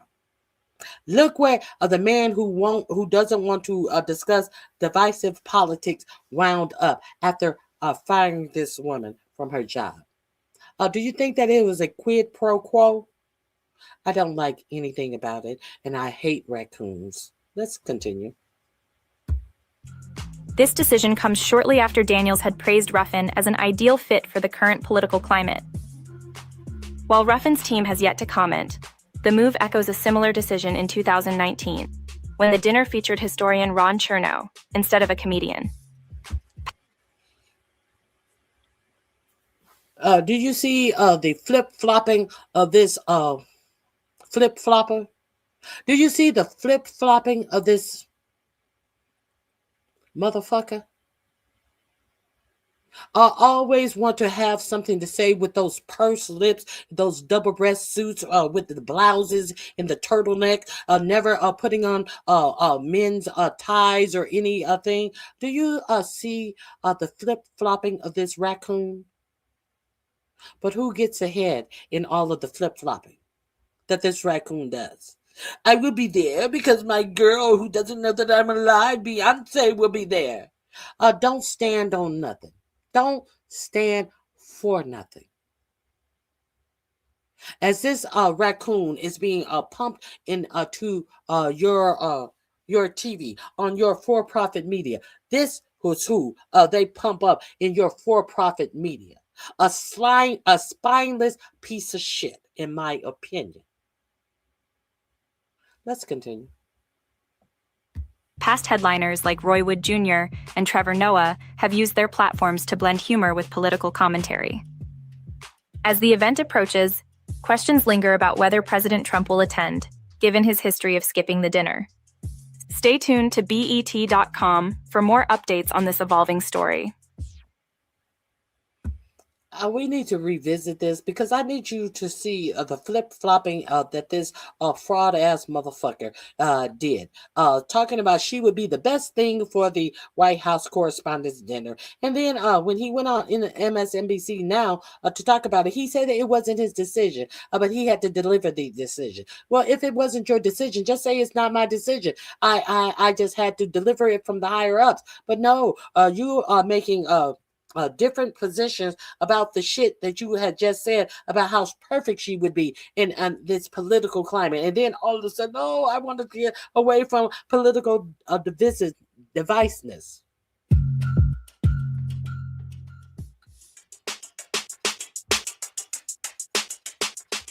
In a surprising twist, the White House Correspondents Association has decided to drop the comedian slot from its 2025 dinner, leaving Amber Ruffin and others without a stage. This marks a significant departure from a long-standing tradition that brought humor and satire to Washington's media elite night. WHCA President Eugene Daniels announced the change, emphasizing a shift in focus towards honoring journalistic excellence and fostering future talent through scholarships and mentorships. Daniels expressed a desire to move away from divisive politics, aiming instead to celebrate the achievements of journalists. This decision comes shortly after Daniels had praised Ruffin as an ideal fit for the current political climate. While Ruffin's team has yet to comment, the move echoes a similar decision in 2019, when the dinner featured historian Ron Chernow instead of a comedian. Past headliners like Roy Wood Jr. and Trevor Noah have used their platforms to blend humor with political commentary. As the event approaches, questions linger about whether President Trump will attend, given his history of skipping the dinner. Stay tuned to BET.com for more updates on this evolving story. President Trump can't take a joke. So he made sure that he would be the only person this year who would he has a very funny monologue in Caroline Leavitt, and I can't wait. It's gonna be a lot of shots fired. A lot of people are gonna be in their feelings because he's in his feelings. So they cannot have a comedian at the White House Correspondents' Dinner. Do you get what I'm putting down? And who better do they sit up here and contorts himself like a snaky raccoon, comes out and fires the first black woman to attend to be hosting the White House Correspondents' Dinner. And this raccoon does things and is rewarded for contorting himself and lying and changing his story, and then he gets a little pat on the head and a little wig shake. They shake his little wig out and give him a spot of a 16 to 17 hosts at MS Now. Oh, I hate a raccoon. Okay.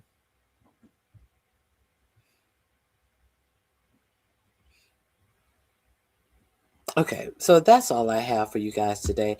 I had a whole lot more. I hate to leave, but something has come up. And I hope you guys have a great remainder of your day.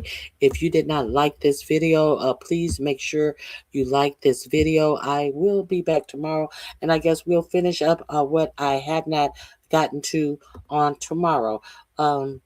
I appreciate your help. I thank all of you for stopping by. I thank all of you for hitting the like button. I appreciate all of you. I thank all of my new members. Let's keep it going. Like, share, subscribe, and that's it. I hope you guys have a great day.